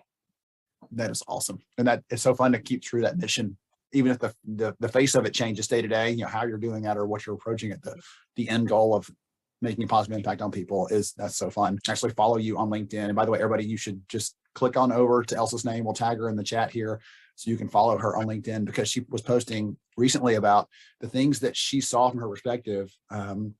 One of your things you had shared from the heart, I felt like that one of the stories of someone you had taken care of and served and seen the struggles they were going through and about how now that you get the insurance side about the evolution, the space and the things that are changing. And it's just amazing to say that now we can hopefully solve some of those problems that when you were a nurse, you could comfort them, but you couldn't solve all the other stuff. We could spend the whole time getting into the nuts and bolts of all the insurance things, but that's not what I've asked you here for today. The thing I'd love to talk to you about, because you get a chance where you are to talk to a lot of companies that you and the team are working with. And everybody here knows that recruiting, retention, finding, keeping the right people is a big challenge right now. And I'd love to just open that up to you. What are you hearing? What are you seeing? What's the reality when you're talking to the clients you work with? Yeah, my message remains the same. And to your point, it's, I think there's so many opportunities to do so many things with different organizations, different companies out there that are doing just really amazing things to promote mental wellness, health and fitness, ways to exchange your PTO for student loans or travel, or there's all these things you can add as an organization. But I think organizations are communities of people that come together to work for and strive towards the same mission, same goal. And really the only way you can make sure that your community is okay is by connecting, checking in, communicating. I can't say this enough. Really communicating, connecting. We've all been through so much. I've shared a lot of things you said on my LinkedIn. I've been very open myself. I have a child that is epileptic. I have my daughter who's dealing with some mental health struggles, and just really checking in and connecting and making sure that the person is okay is really what's going to help you retain your talent. And it starts from the top. down. I really do believe if you have a leader that is 100% invested, his or her people, it's going to work. It's going to work. People are going to want to work for you. People work for people, and it promotes help. It promotes hope. It promotes healing. So many different things by just checking in on somebody. Call them on Teams. Are you okay? I've been told so many times, oh, also don't call me and ask me, are you okay? Please don't do it, because it's going to turn into like this therapy session. And I'm like, it's okay. It's okay. We can reschedule all this other stuff we have to do. What's going on? And then it turns into me finding out sometimes very personal things. A lot of people are concerned with their jobs. It went from the Great Resignation to there's been a lot of corporate reorganizations now. There's been a lot of corporate reorganizations. There's been a lot of shifts companies are making, acquisitions, mergers. And as much as employers are concerned about retaining their employees, are also concerned about retaining their job. The one mindset shift is that they want to make sure that where they're working is where they're valued and they're appreciated. We talked a little bit about everybody's talking all these things you could do for the Great Resignation, right? You should include wellness days, not just sick days or vacation days. Do these corporate dynamic events and these parties and whatever. Let's rally the troops together. But again, it's just, all that is great. That's all so much fun. But at the end of the day, you're gonna promote excitement for a week, 2 weeks, 3 weeks, and then that's it. You have to really create a fire in your management team, in your human resources team, to really constantly want to be checking in and evolving and making things change. You used 2 words a minute ago. You said help, but you also said give them some hope. And I don't know if it's too big of a question, but I'd love to hear from you. You have been an employee in a variety of roles, as we've heard here. What does it mean to give someone hope when you're working with them? Is it like you were talking about, hey, I want to hear what your problem is. I don't want you to skirt that issue. I want to hear what that problem is. Or is there something else that the people listening here can do to give some more hope to their own people? Yeah, I think hope, a lot of people confuse hope with a solution, providing a solution or an immediate answer to whatever problems it is that they're sharing with you. For me, hope could be a lot of things. It could just be listening sometimes, really listening. You have to ask, are you asking me for advice, or are you asking me just to listen to vent? Those are 2 very different type of ways to be an active listener and check in and really hear what people are saying. Hope can be sharing a personal experience. I know this all looks great on the outside and it seems like I have everything together, but no, there are days when I go home and wondering, did I check in with my kid enough? It's wintertime here in Northern Virginia, so we have very limited sunlight. Did we go outside and play long enough? Is my kid going to go to school tomorrow and wonder, oh, my mom, she just sits in her office all day. Those are all valid feelings. It's all okay to have. And so my hope is I did the best I could do today, and I'm going to try again tomorrow to do the best I could do tomorrow. And that's it. For your employees, it's making sure that they know that you believe in them, that you truly believe in them. If that means they need more coaching, if that means more learning and development, really, really develop your employee to one day outgrow the role that they have. And I say this to all the folks that report to me, I want you to be my boss one day. That's my goal. That's my goal. If that's what you want to do, cool, let's do it. Let's figure out how to do it. Those are small ways to provide hope and to really give folks something to look forward to. We talked about the development piece, and I'm going to be very honest with you. This conversation, I expected to go one way and it's gone the other, but I'm so thankful that it did, because this in some ways complements very well the conversation I had earlier with the conversation I'm having with Julie Turney around HR and burnout, and trying to help us remember that the first thing we always do is turn to people. We need to make sure we're in the right headspace, that we're able to take care of people. If your cup isn't full, you can't serve someone else, and those kind of things. And so I love that you're giving some good pieces here about this, but I'm going to ask you maybe the hard question, which is, we sometimes do everything we can do, and yet there's still a filter, because you mentioned leadership, you mentioned management earlier. And what can we do for the perspective of the HR leader? What levers can we pull, or what influence can we exert on our leadership to help them understand that? Is it going at it with numbers, saying here's what it's costing us to not do this in terms of turnover? Is it this is the cost of burnout because we're not caring about the people that we have?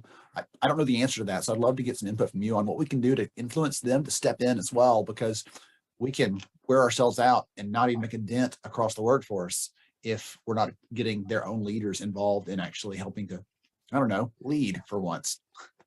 Yeah, I think one of the really good things about where we are, a lot of people are associating it to generations. The millennials are coming out and they're just aggressively saying, my workday ends at 5:30, that's it. I don't care what you say, what you think. But I think good for them. I even look at my daughter and how she sets some boundaries with me sometimes, and I'm like, I don't know what my mom would have said if I said that to her, but that sounded really good. Like, I almost have to acknowledge and appreciate that. And I think that goes across the board. I think we need to be raw. We need to be real with our leadership.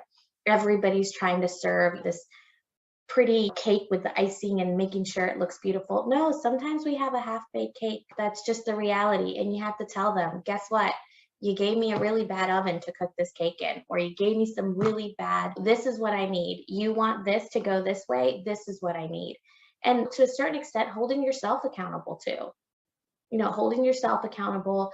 But I think when employees genuinely feel that you are invested, they will hold themselves to the highest standard. They really will. And when they know they're not performing where they need to be, they'll check out themselves. You won't even have to tell them. They will literally just tell you, I feel like I'm failing you. I'm not doing this right because XYZ. I found most people that have a good leader, they do feel responsible. They feel that sense of responsibility. And I encourage, all management, when we have these calls with the CEO, with our president, with our chief, you call it what you want. Be honest. Don't get on that call to say, oh, we're doing so great. Our numbers and our metrics are blah, blah, blah, blah, blah. Nobody needs the sugarcoating. Like, we really want to know we're not doing well and this is why. If it's a product reason, great. Let's go after the product team. If it's a development reason, great. Let's talk to the folks in development. If it's a employee engagement, let's go to the folks that handle that.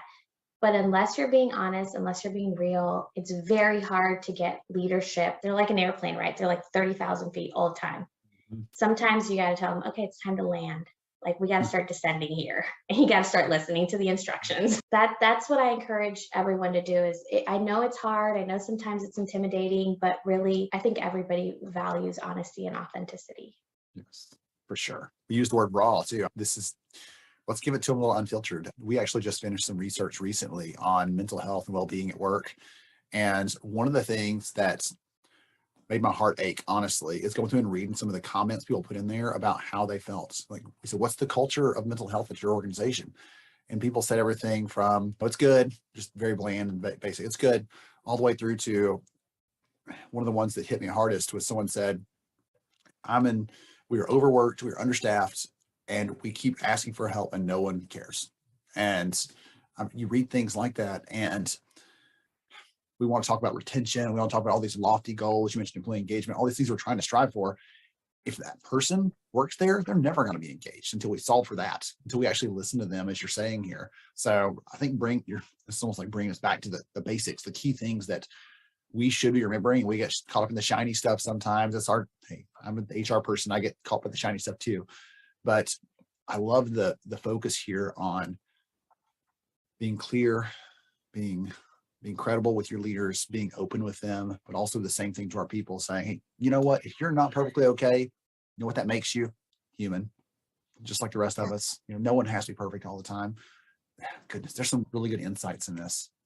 Yeah, 100%. It's funny you say that. I was actually reading an article about 80% of New Year's resolutions fail within the first 3 months of the year. And I was just like, there's like so much truth to that. And same thing goes with an organization. I think fourth quarter for us, fourth quarter is crazy. I think even my kids now, like, once Halloween hits, they're like, so you're just going to work a lot now. And I'm like, yep, I'm sorry, guys. We got a big spring break plan. This is just, mommy's kind of checked out here. But I think we build up all this stuff and we're like, January 1st comes and I'm going to do this different. I'm going to start checking my emails this way, or I'm going to start putting time blocks on my calendar.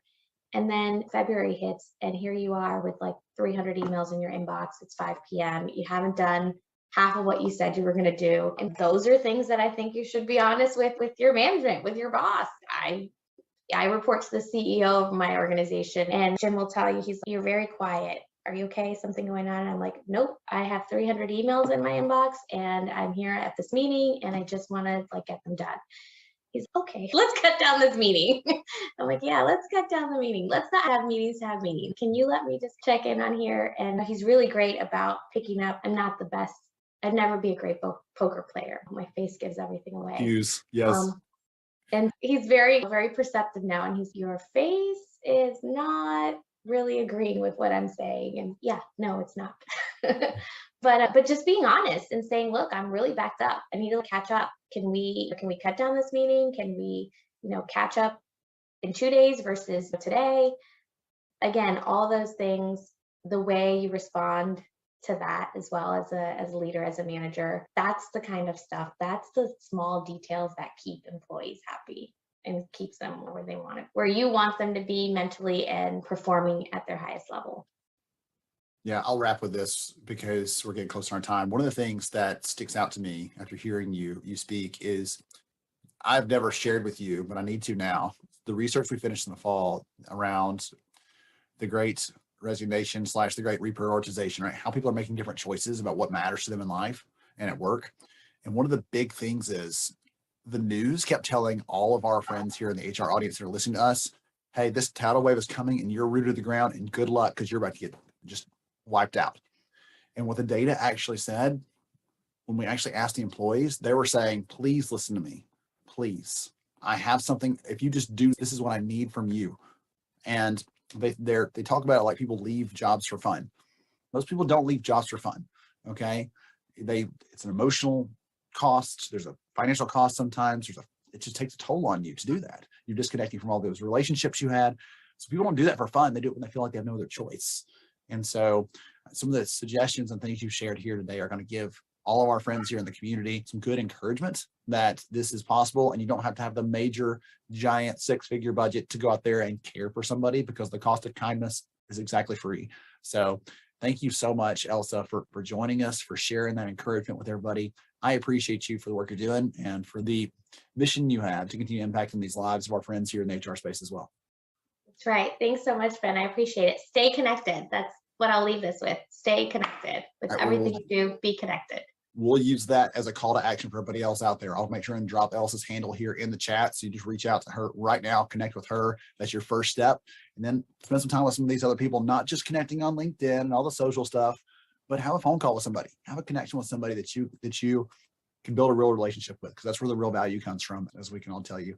Thank you again, my friend. Appreciate you, and everybody else out there. Stay tuned for more HR Summer School coming right up. All right, George, I think someone struck a nerve with you on hope. And I actually went and dug this out, by the way, for everybody. If you have not been, again, summer school, if you're a newbie, I'm wearing my class of 21 shirt. And if you don't know what this is, it's got the names of everyone who attended last year in very tiny letters for some of those. But the shirt the year before that we had made was actually kind of a word cloud of the key things that we covered in the events. And some of the things have become common themes here. And I think that's just important to note, like serve and empathy and really caring about people. Those are some of the key things we've been talking about, because we need to be drawn back to that. Anywhere else you can get the content on how to do your legal stuff and to make sure you're all covered, from those perspectives and everything else. For this, we want to remind you that the work you're doing is having this kind of impact on people, and to care and to communicate. And George, you said earlier, to love on them, right? Don't be embarrassed by it, to love on them, because that's how we can really create some impact there. Anything you want to share on the hope thing? I saw you were going crazy in the chat a little bit there. Anything on hope that got you stirred up so much? It's so much so that I want to start. You've never been speechless, George. Come on. Speechless. No, the fact is that there's a difference, and I'm gonna go back to the previous. I'm gonna tie in our previous session with this one, because there is a difference between living your life and leading your life. All right, there's a huge difference between living and leading, and so often we get caught in this living in the moment and living, that we stop forgetting about leading and guiding ourselves. When she had mentioned hope, it brought me back to, George, you attract who you are, not what you own, right? I am connected to the people that I'm connected with ultimately because of some of my characteristics, whether they are good or bad or ugly, whichever that frame is.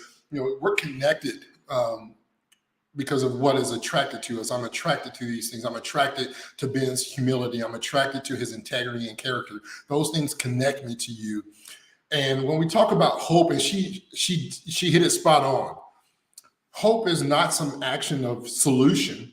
It's not, hey, this hope is, this is the answer. That's not hope. The true definition is hope is a feeling of trust, right? Hope is a feeling of expectation for a desired change. So I am hoping for some change. I am feeling that something is going to shift in my life, or something is going to elevate in my workplace, or something may take place. I may get elevated. We may be connected. Our team, our people needs a sense of hope. And that hope is not a solution. That hope is trust. They want to know that they can trust the person on the other side of the table that does not always look like them or think like them or act like them, that has a higher title than them, that can say, you know what, beyond the title is not who I am, it's what I do.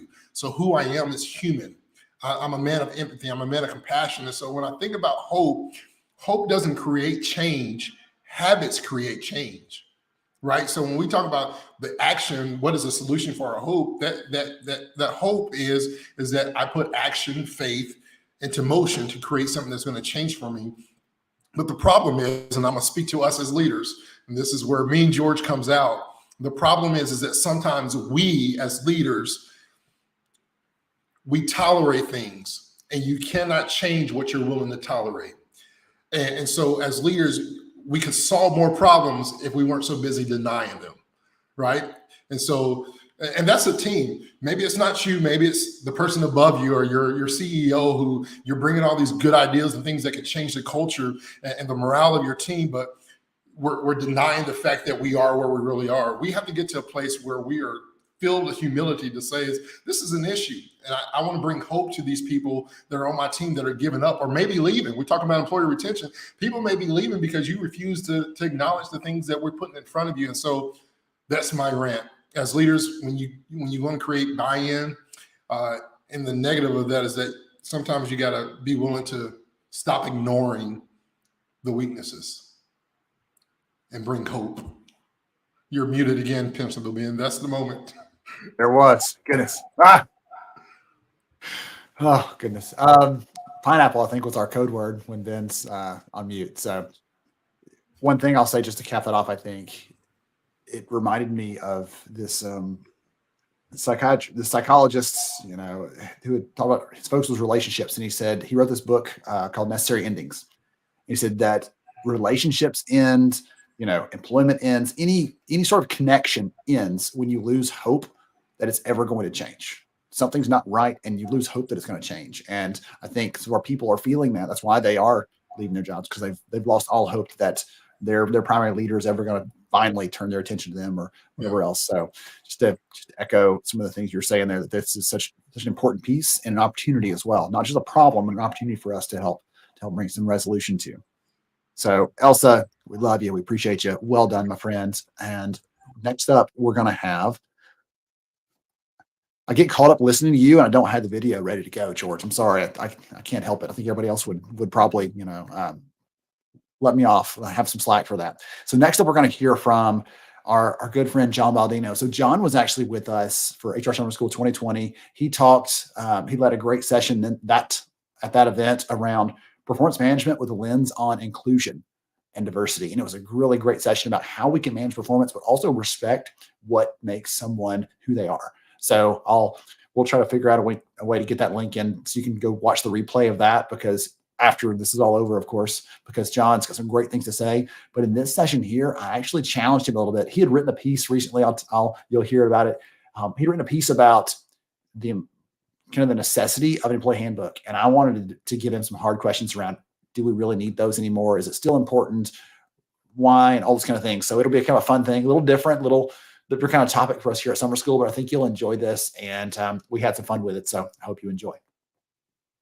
Hey everyone, welcome back here to HR Summer School. So glad that you're here as always. And this conversation, we have a HR Summer School alumni coming back. He's going to be talking to us and we're going to have a little bit of a debate. So I'm so excited about this. I won't tell you what the topic is just yet. You might have snuck a look at the agenda. That's fine, but we're going to dive into it in just a minute. But before we do, John Baldino, longtime friend, you're an HR pro, an expert, a supporter of the community. So glad to have you here with us. Thanks, Ben. Thanks for having me back. I appreciate it. Absolutely. And before we get to some of our fun conversation, would you take a minute and tell the audience who you are and what you do so they have an idea of your background? Absolutely. Currently, I am the founder and president of an amazing HR consulting firm called Humoriso, which is a national HR firm doing all kinds of human resources support for various organizations from startup to enterprise level. And I've been in HR myself for a little over 30 years. If you can believe that. You started when you were 6 years old, I guess. You are gracious. so sweet. So sweet. No. So when you're not HRing it, what do you like to do, John? Well, I mean, I am a dad of 3 young adults, all in college, which is a treat. And so moved into that empty nest-ish phase of life, but still have enough sensibility with my wife to be able to enjoy it. And so we are. And so that takes up some time. And, you know, plugged in writing in the community, volunteering, all those kinds of things. Fine. Awesome. Well, I'm so glad you're here. And I'm so glad you're willing to jump into the firing line, essentially, because when I had seen a piece you wrote recently all around employee handbooks. And I said, John, I don't know if this is possible or not, but I'd love to have kind of a little bit of back and forth, a little bit of a debate on employee handbooks, because I am the low rules orientation HR pro. Right? I err on the side of we'll ask forgiveness later because we're just going to do this thing because I think it's the right thing to do. And so with that said, you had written a piece all around handbooks and why they're necessary and why we should be doing that. So I'd love to throw some questions at you and just have a little bit of a conversation around, are they really necessary? Not just taking that for granted and letting you share some of your insights, your inputs, the things that you share with the community broadly, as you did openly there, but also with the clients stuff you work with too. Is that fair? Great. Sounds good. All right. So brace yourself. Hold on tight. So in this piece you wrote, you talked about the necessity of a handbook. And I don't want to take that for granted. In my experience, I've been through the HR, paces, and a lot of the stuff in there is just kind of, we got to do this because we've got to do this. We got to cover our rear end. Do they really serve a purpose beyond that? Or is that the only real reason that most companies have a handbook? Well, I mean, what I'd say first is, even in that last question, the way you phrase that last question, that's almost 2 questions, right? So, do they serve as covering your butt? Yes. Yes, I hope that's not a shock to anyone, but there have to be certain components where you've got to cover your rear end. Welcome to anatomy, right? This is how it is in the business world. And unfortunately, because we're a litigious society, there have to be constructs in place for some practicalities, certainly around expectations of behavior or operational regulations that have to be adhered to. It's very funny, as you say, what do I tell clients? I cannot tell you how many times clients are surprised when I say, when you filled out your application for your EPLI, right? So for your employment practices liability insurance, you check off that you have policies and procedures, AKA handbook, that you've given to people. Do you know? I know that you don't have one because that's why maybe one of the reasons why you called us. Do you know you did that? And I honestly, so many times, business owners or honestly senior leaders are like, no, did we really? Why did we say yes, we have one? Because if you didn't say yes, they weren't giving you the policy, right? That's why. But truth be told, there's an expectation there that you have something together that you've shared with staff. So that is a very practical component. Now, do I think that businesses understand that there are reasons beyond the cover your butt component? probably not as many as ought to know that there are other reasons to have an employee handbook. I think they get to that sort of very shallow level of, right, Yeah. check. And then they feel like they've done what they were supposed to do. But there really is much more to it than that. Okay, well, let's dive into it then, because all the people listening in right now have about 200,000 things they could be doing in their average day, right? When it comes to HR, there's a million different things to do. Why in the world, out of all those things, should they spend time on the handbook as one of those kind of priorities? Yeah, I mean, the nice thing about a handbook is it isn't an everyday thing. Mhm. It is one of those tasks that there ought to be a start and end to it. By and large, with as I said, I've been around a long time. It used to be actually quite easy in some ways, because any changes from a legislative standpoint usually were January 1st or towards the beginning of the year. So once a year, you kind of had to review your handbook and make sure it was okay. Well, I mean, obviously over the last, I'd say 8 years or so, we have a lot more cities and states that are throwing and adding things in at the most random times during the year. March 18th, this goes into effect. And, May 20th, this goes, and you're like, why that day? And so your handbook has to keep evolving because of it. But the bulk of it really, if you can do well in 30 days, right? So let me just give that sort of framework so it doesn't seem so daunting. But they ought to do it because that is from which you can build some other constructs. One of the things I think that is really important for an HR professional to be thoughtful of is what's happening in work trends, right? You and I know, we talk about this, right? In many, many facets and many arenas, what's coming, how do we have to be thoughtful about this, and what does that look like in our organization? And I'll pick on one, right? There's a number of work trends happening, but one of them is around inclusivity, the next level of depth around inclusivity. That's fantastic. It's wonderful. How it should function and work within our work is important. And one of the things that even in some of the recent research at Korn Ferry is saying, yes, be thoughtful of inclusivity, but man, we're struggling on how to harness what that looks like and how it should function. Well, what it should look like and how it should function are constructs. There are boundaries, there are potential procedures, there are some sort of bumpers on a bowling lane, if you think of it that way. We can get to the end. Yeah, but you've got some movement in there, but how far can I go? That really is about harnessing that direction. And I think that is a huge part that's under considered when it comes to employee handbooks. That really, it ought to be directional around what's our vibe, where are we going to, why do these policies matter towards that overall vibe? That's why I think an HR person should care about it. Okay. You said the 30-day thing a minute ago. I'm started just in my head try to quantify, like, okay, let's get sciencey about this. Let's down to the, okay, Sure. You need 6 days to do this, do your external review, right? You need 5 days to do your internal stakeholder, like shop this around, say, hey, we're adding this. Does this make sense? So I'm trying to do all that, adding up the math in my head to make, okay, we got 30 days to do this. I'm going to make sure we're getting all these things done and not just 29 days of me saying, oh yeah, I got to get to that. And 1 day of fantastically, frenzied typing, trying to get that last little bit done, or, pinging the attorney, hey, we got to get that thing back turned around. So some encouragement there that this is the process. And we heard from John, like, think not just about what this is, but what the end goal is, what you want it to look like. And you didn't say this, John, but I'm curious that the construct kind of idea you're talking about, not just a path and guardrails and things, but maybe even this is what success looks like. Would that be part of that too? Yeah, I mean, if you think that the handbook is only about hand slapping, then you've done your handbook incorrectly, quite frankly. It does not mean that there aren't either sections or there are places where there's some consequence language around things. Of course, an anti-sexual harassment policy ought to be very clear about what the consequences are, for sure, rightly so.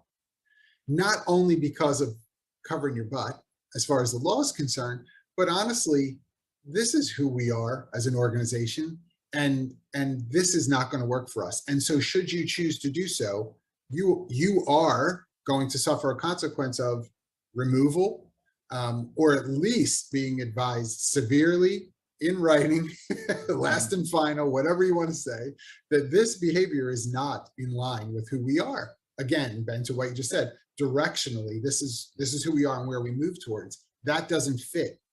That doesn't fit. Yes. So don't be afraid of some consequence language, but if the whole thing is punitive, you're missing it. One of the things that strikes me when you share that is years ago, the first HR job I ever had, I'm going to peel back the layers a little bit, go back in the time machine.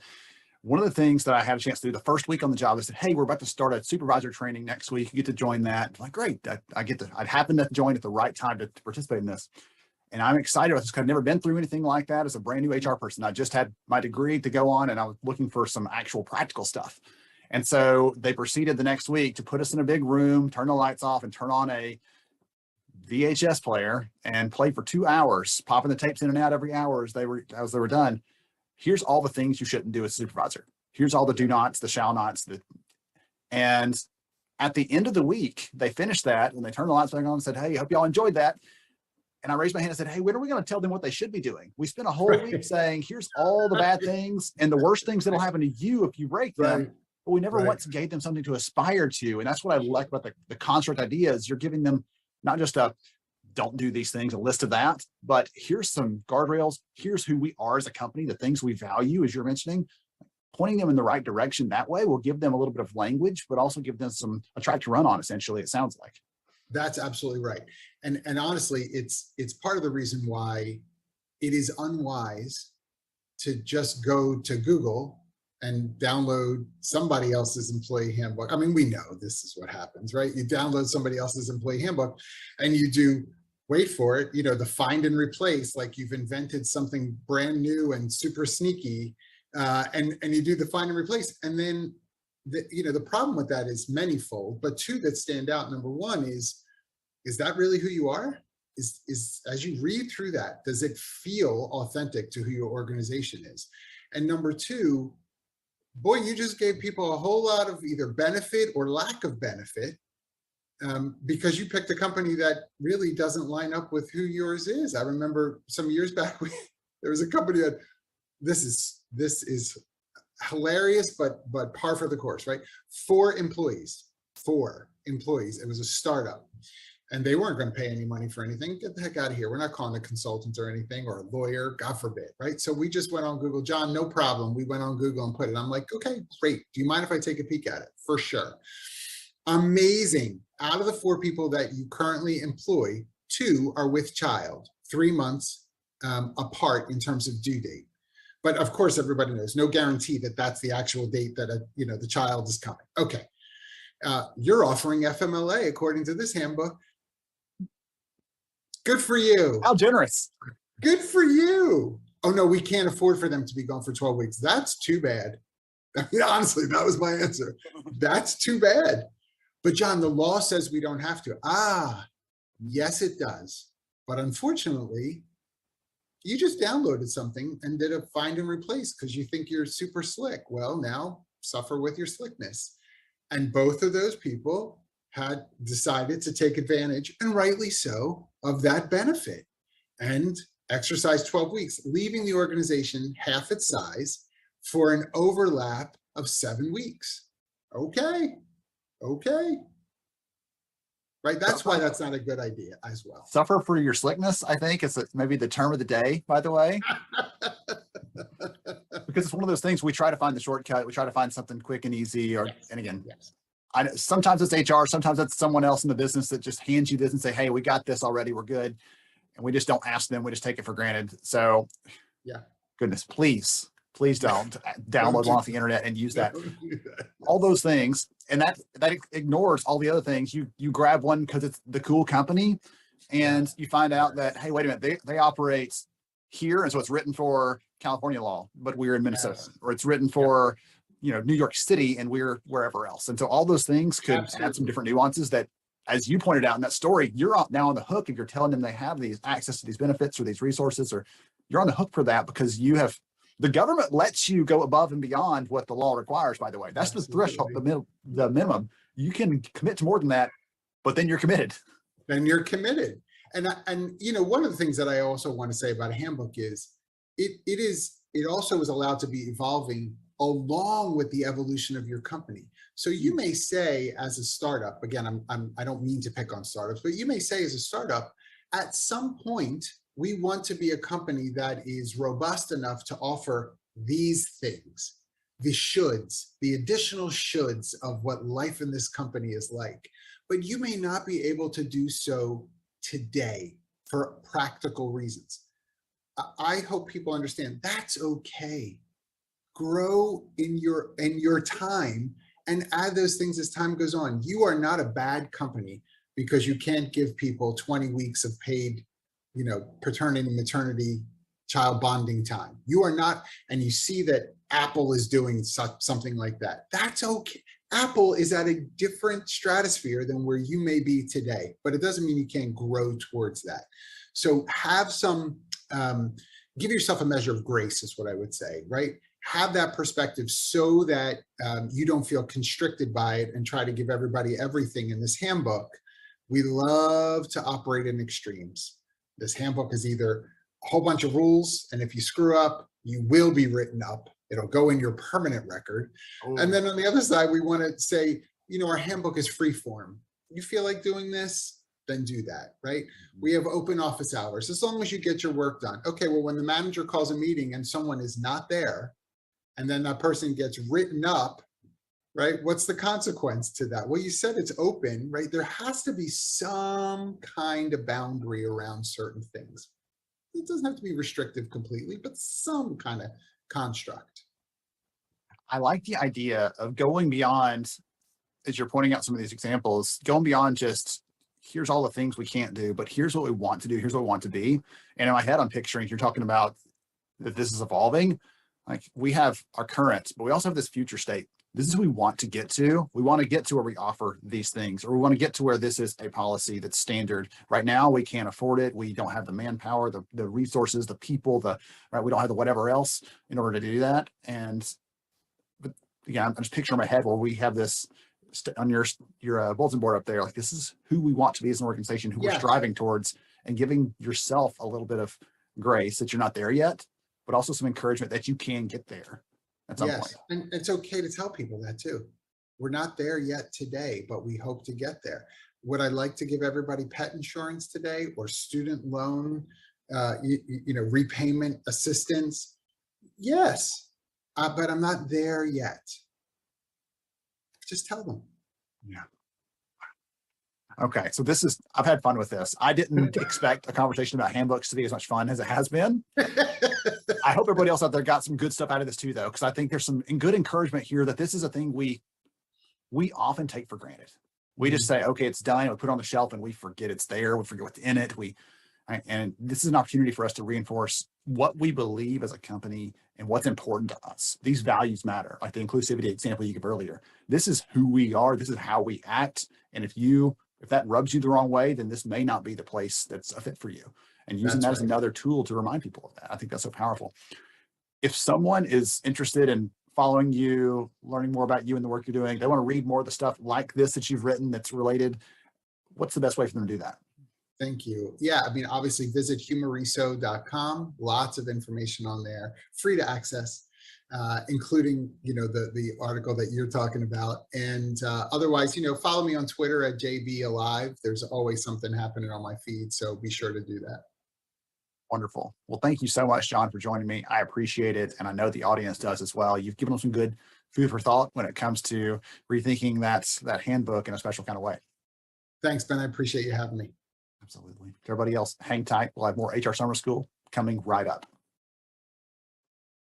All right. I hope you had some fun with that one. I told you it was a little different content, a little different conversation than usual, but I really wanted John to bring out some of those things that I knew he could around why this mattered and big picture. Most of the handbooks that I've seen and I've had under my care over the years have been written with don't do this or bad things happen, that minimum thresholds we kind of talked about. And there is an opportunity, as you heard from John, to put some things in there that are aspirational, to say, this is who we want to be, even if it's a little broad, right? This is who we want to be. And as the time comes to say, okay, now we're where we want it to be, and we can offer that benefit, or we can make this policy, or we can support this kind of flexibility. There's nothing wrong with that. That's a great place to be, because you're at least telling your people and showing them, as someone said a minute ago, it might have been Brittany, I can't remember. They said the people want to grow with you if you show them that you want to grow as well, right? That none of us are static. So, George, I'm going to get us into the last conversation here, because I want to have a few minutes to wrap up with you at the very end. And I know, as always, we're going to go just a couple minutes over, because we can't refrain from having some fun conversation with all of you. So stay tuned. I've got a list about this long, stretching out the page, of people to give some things away to at the very end. We'll run through, and stay tuned. We're going to jump into our last conversation with Jacqueline. Oh, excuse me. We're going to jump into our last conversation with Jacqueline and talk about aligning some of the things we're doing in the business with the tools we're using from a technology perspective, and how we're trying to create the right experience around our people. I think this is a great way to pull some of the things together we've heard today around thinking aspirationally about what we want to be, and thinking about how we operationalize some stuff we're doing, and bring some of those things all together with a real clear kind of capstone on top of that. So I'm excited to hear from Jacqueline. She's super, super sharp. You'll hear very quickly. And I've already seen her in the chat here. So glad to have you here, my friend. Looking forward to learning from you alongside everybody else in this next and final session for the day. Everyone, welcome back to another session here at HR Summer School. I know you're having an awesome day, and we've been having these great conversations about all these different things that we get to do, these very human aspects of the work we get to do. And one of the things I've said for a long time is the challenge of doing HR is some of those small things start to draw us away from the really important stuff we should be focusing on. And one way to help solve for that is through the appropriate use of tools, technology, software systems, and all those kinds of things wrapped into our work to help us be more effective at those things that are very human in nature. So here to talk with me about some of those things, we're going to go through strategy and business alignment and all kinds of fun stuff, is Jacqueline Kuhn from HR Architects. She is an expert in this space. She knows it backwards and forwards, and we're going to have a lot of fun diving into this stuff. So Jacqueline, welcome. Thanks, Ben. Glad to be here. Thanks for asking me to join. Absolutely. So before we get into some of the fun things I was setting up for the audience there, would you take a minute or two and tell us who you are and what you do, please? Sure. So at HR Architect, I'm one of the partners. We are an independent HCM technology consulting firm. That's all we do is HCM technology. Me and my team, we help our clients figure out what technology they need to support their business and then help them buy it. Basically, we issue anywhere from around 25 to 30 RFPs a year. So we see just about every vendor in this space multiple times over. And I got to tell you, Ben, there are some vendors who I could probably do the demo for them. Goodness, I'm envisioning you doing that for somebody like, hey, I want to start, and hey, you forgot this thing.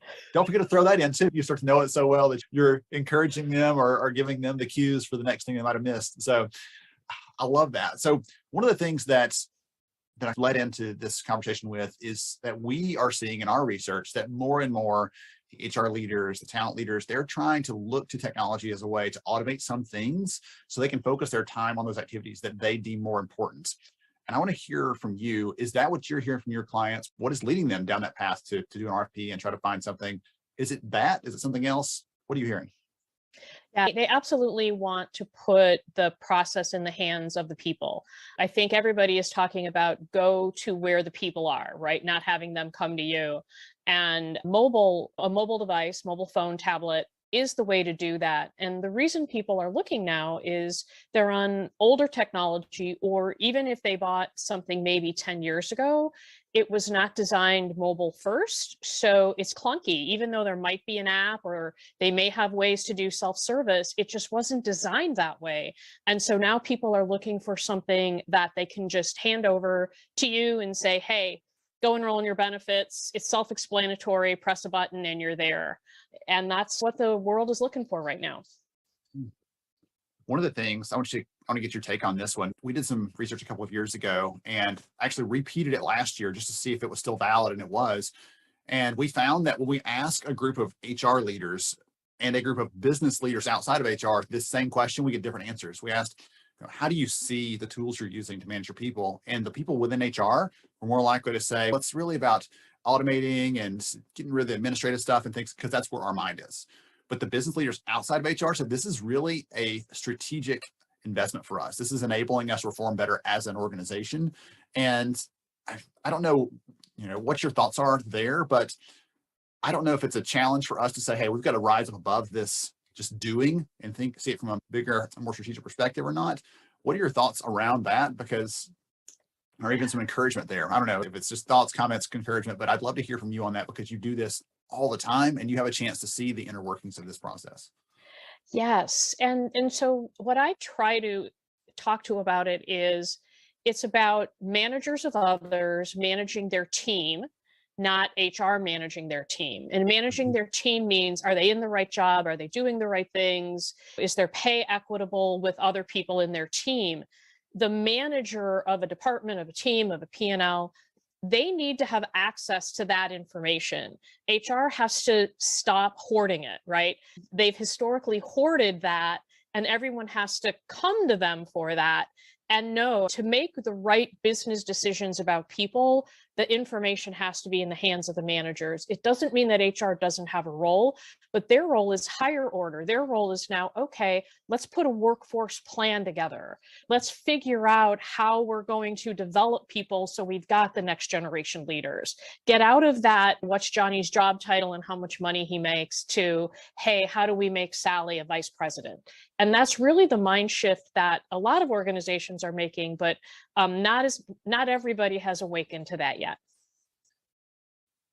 Glad you mentioned that piece. And I wrote that down, that HR is info hoarding, because I think that's a great picture for all of us that are listening in right now. If you have that reputation, or if you stop and self-reflect and say, I may be that person that's hoarding this stuff. As we're talking through this conversation, Jacqueline was sharing ideas and stuff for how you can get out of doing that. Okay, so let's get some tools, let's get some transparency, some visibility. Let's share the stuff that we have beyond our walls so that people can tap into that. Okay, thank you for satisfying some of those curious questions I had. I want to shift a little bit to the technology itself, because I get this question on a regular basis, and somebody in the audience right now may have actually even threw that in the comments, because it's a common thing. The debate for a long time has been, do we get one system that will do it all, right, the suite, or do we get these cobbled together a couple different tools that will do something really well, like recruiting really well or learning really well, and try to make those things talk together? I'd love to hear from you what you're seeing, what's playing out right now. Is that still the debate? And if so, is there a kind of a winner in that back and forth? Yeah, I love this question, because the question is, the right answer is what is right for your service delivery model. So what you need to figure out is, how are you delivering services? What is HR going to deliver? Still white glove, right? Because there may be some things that you want HR to do as more of a concierge white glove service. What do you want employees to do? What do you want managers to do? Figure out what you need there. Then you go to market to see who is out there and what can they do.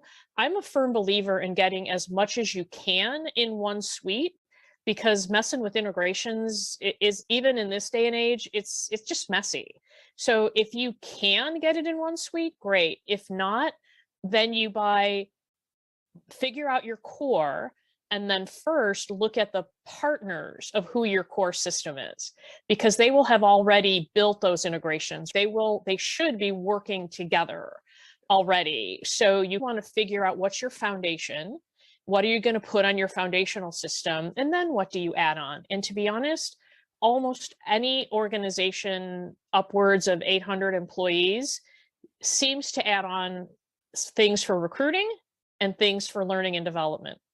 The core HR systems don't seem to have quite the right mix of capabilities for those two things. So those are the two most commonly add-on, tools that we see to your foundational system.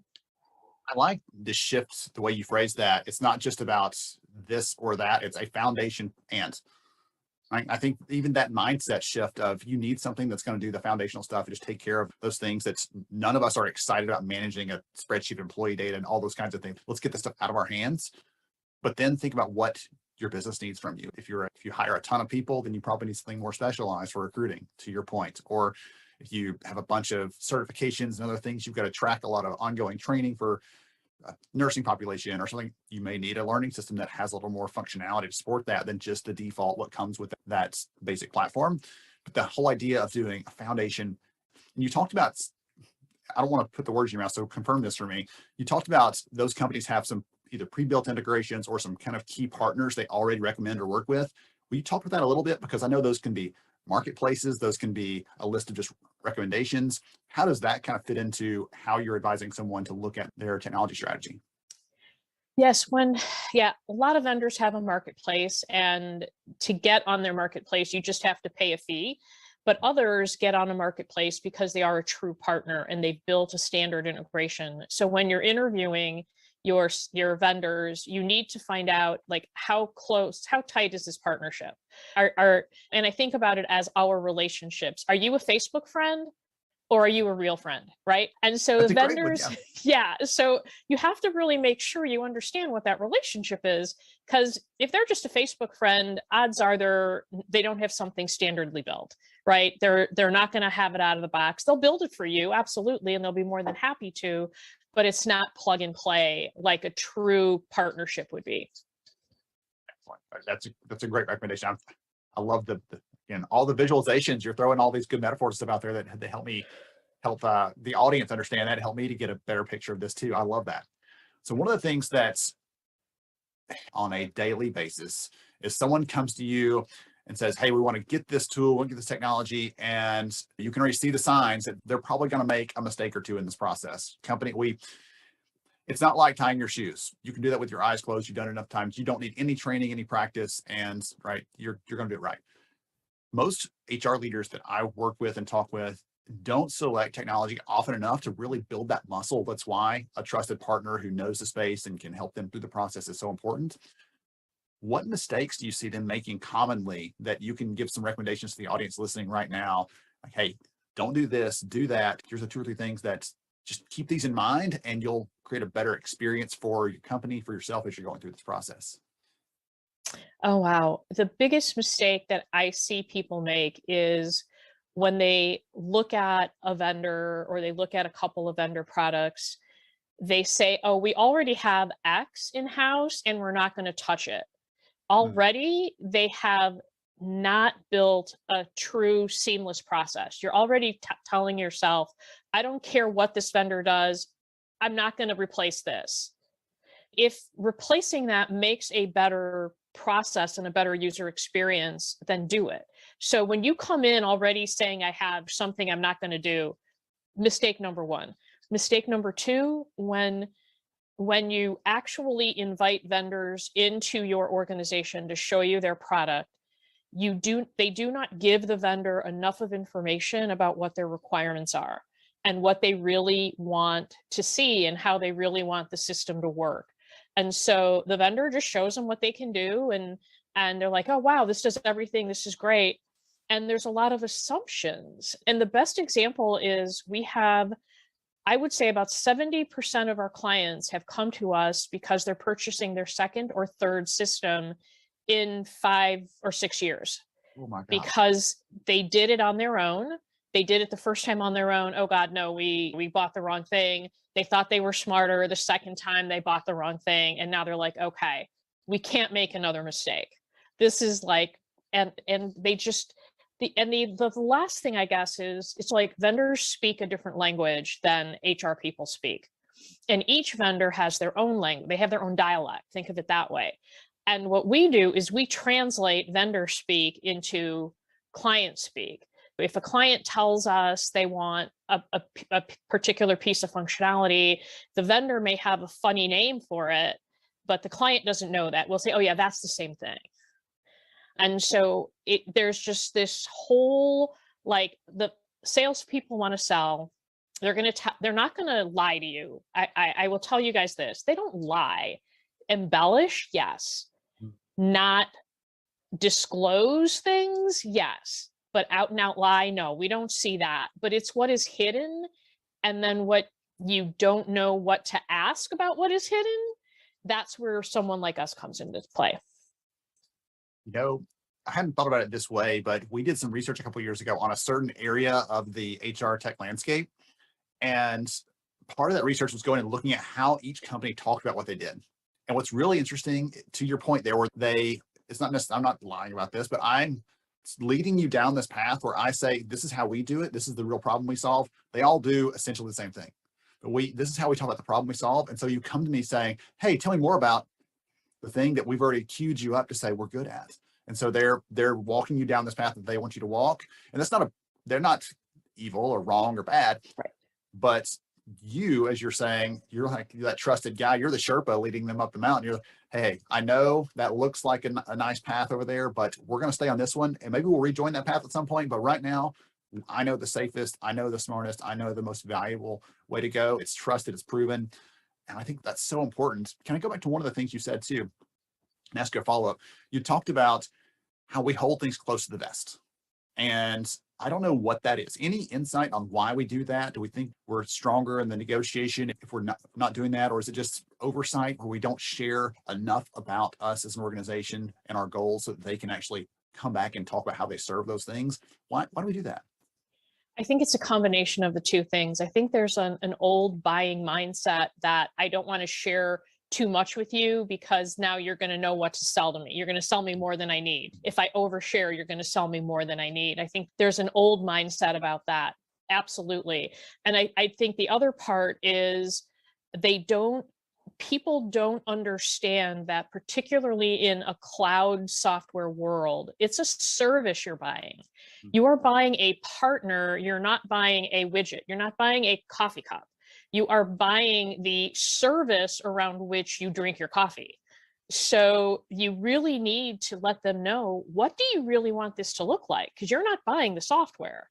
You don't own anything. It's really a service to use what they have. And so you really have to understand and communicate, how do I want to use what you have? And can I use what you have the way, are you going to let me do that? And that's really why we always talk about like the written requirements as the what a vendor can do, and the demonstration is the how do they do it. And you have two scores. You've got the check the box what, yeah, they can do these things.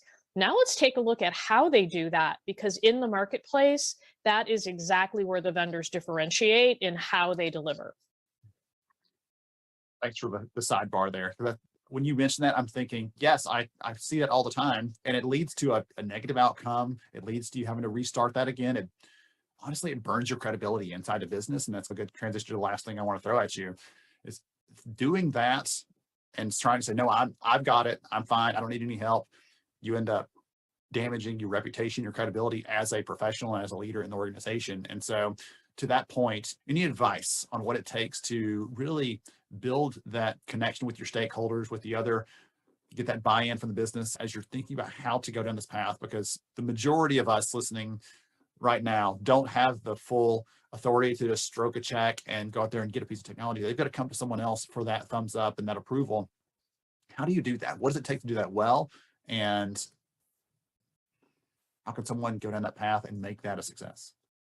Yeah, so there's a couple of things. The first thing is when you build what you would call a business case or your purpose for a purchase, we recommend a three-pronged approach. Risk. What is the risk of remaining on what you're on? And what risk mitigation will you have if you go to something new? Because CFOs want to know and CIOs want to know risk mitigation. So you need to identify the risk. Productivity. What are you going to be able to do that you can't do today because you're in the muck and mire of what you're doing? How many hours are you going to save? And maybe you're saving bodies, who knows? But what is the productivity? What are you going to get out of it? What are you going to be able to do that you couldn't do before? And then you do have the cost, right? And when you look at the cost, the thing that we see is people don't take a look at what is the cost of what we're doing today, like everything we're doing today. And so that's the first thing. You have to come with a three-pronged approach to get your approval so the C-suite knows you're serious.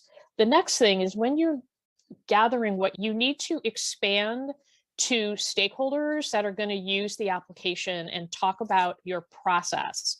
If you have hiring managers who are frequent hires, ask them, what is it about onboarding your new employees that's working, what's not working?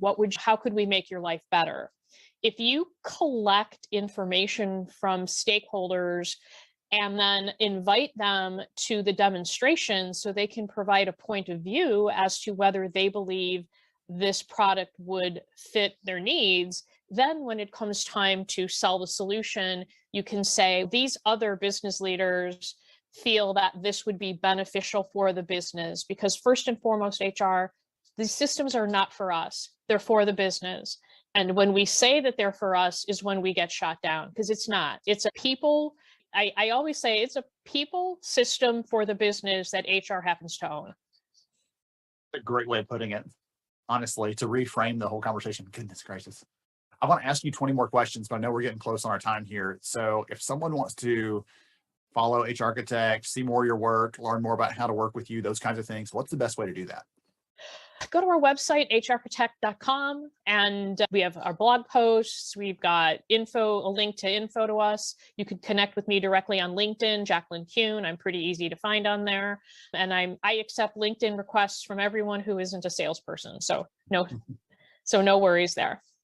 Awesome. Wonderful. Thank you so much for joining us, Jacqueline. You're an incredible resource, and I had so much fun learning and taking notes over here for myself. This was a great session. I really appreciate you joining us.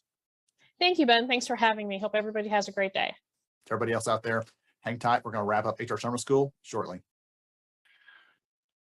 Yes, it's hard to believe, but we're actually going to wrap up HR Summer School, and it always goes so quickly, but just keep in mind, I didn't mention this at the very beginning today, but we will be doing summer school in June, as always, June 7th through 9th. Go ahead and block your calendars now. We'll be sending out some details on that so you can get signed up and tell all your friends, because it's going to be big. We're going to do some fun and unique stuff this time around that I'm so excited about. And we appreciate every one of you for hanging out with us. I am stalling for time, waiting for the winners slide deck to upload so I can show you the winners on screen. And so while I'm doing that, I'm actually going to pass the baton to George for any closing comments, wisdom, wit, whatever you've got for us, my friend. I'll catch the baton. So I love to speak to people both vocationally and personally. And so I want to challenge both life, family, and work, because I think there has to be a balance, right? We so often at times, hopefully we don't do it all the time, but sometimes what we do in the workplace carries over at home. And then there's times where if you're in your emotions, some things that happen at home tends to cross over the threshold of the workplace. And when it comes to the question of balance, and I was asked this, and I felt compelled to kind of share this with everybody. When it comes to the question of balance, and how to balance work life, I want to challenge everybody to think about this. And how do you balance those things? When I think about it, it's really a question of priority. It's not about time or how to manage something you cannot stop, pause, or rewind, but how do you balance your priorities within the time that you're given? You also must commit to that time. And that's something that I recently learned, is that I have to commit to that priority in that time that I'm given, meaning when it's family time, work is no longer allowed, right? When I get an email and I'm so ready to jump, or I get a notification on LinkedIn, I love to connect with people. I've learned to put my phone away and not respond right away. Because so often I've set the expectation, because I normally respond. If somebody calls and I miss, and I call right away. Somebody texts, I'm texting right within 30 seconds. And I set the expectation that George would always respond. And in fact, it takes away from my family. It takes away from friendships. And so when it's work time, unless it's an emergency, the family knows it's work time. Everything else just has to wait. And what I learned in this, Ben, and it goes back into the passion of culture. It goes into the passion of being successful and surrounding yourself with successful people and creating successful leaders, is that success is something that's done consistently, where others do it occasionally. And I've learned over this time that I've been able to rise to another level in this workplace challenge that I have for everybody. And when it comes to the workplace, and I'm thinking about all these great sessions and how we can implement those in there, I want to challenge everybody to think about this. Success is it comes when you're consistently doing something. So my challenge is to understand you don't rise to the level of your goals. Right? We can set all these high goals. Here's a week 2, Ben, or whatever we put in the calendar. You don't rise to the level of your goals. You fall to the level of your systems. And I'll say that again. You don't rise to the level of your goals. you fall to the level of your systems. And so if you don't have systems in place, you don't have, AI or all these data research, if you don't have Ben Eubanks, biblical structures in place, you're not going to be able to rise to the level of your hope, your goals, your expectation. You're going to fall to the level of your systems, and those systems will impact your culture. And I'll end it with culture because I always have to. Culture isn't something you learn. Culture is something you live. Culture is what people feel, believe, and behave most of the time. And an unhealthy identity tends to create unwise habits, and unwise habits reinforce unhealthy identity. And so a bad culture will create bad habits, and a bad habit will reinforce that bad culture.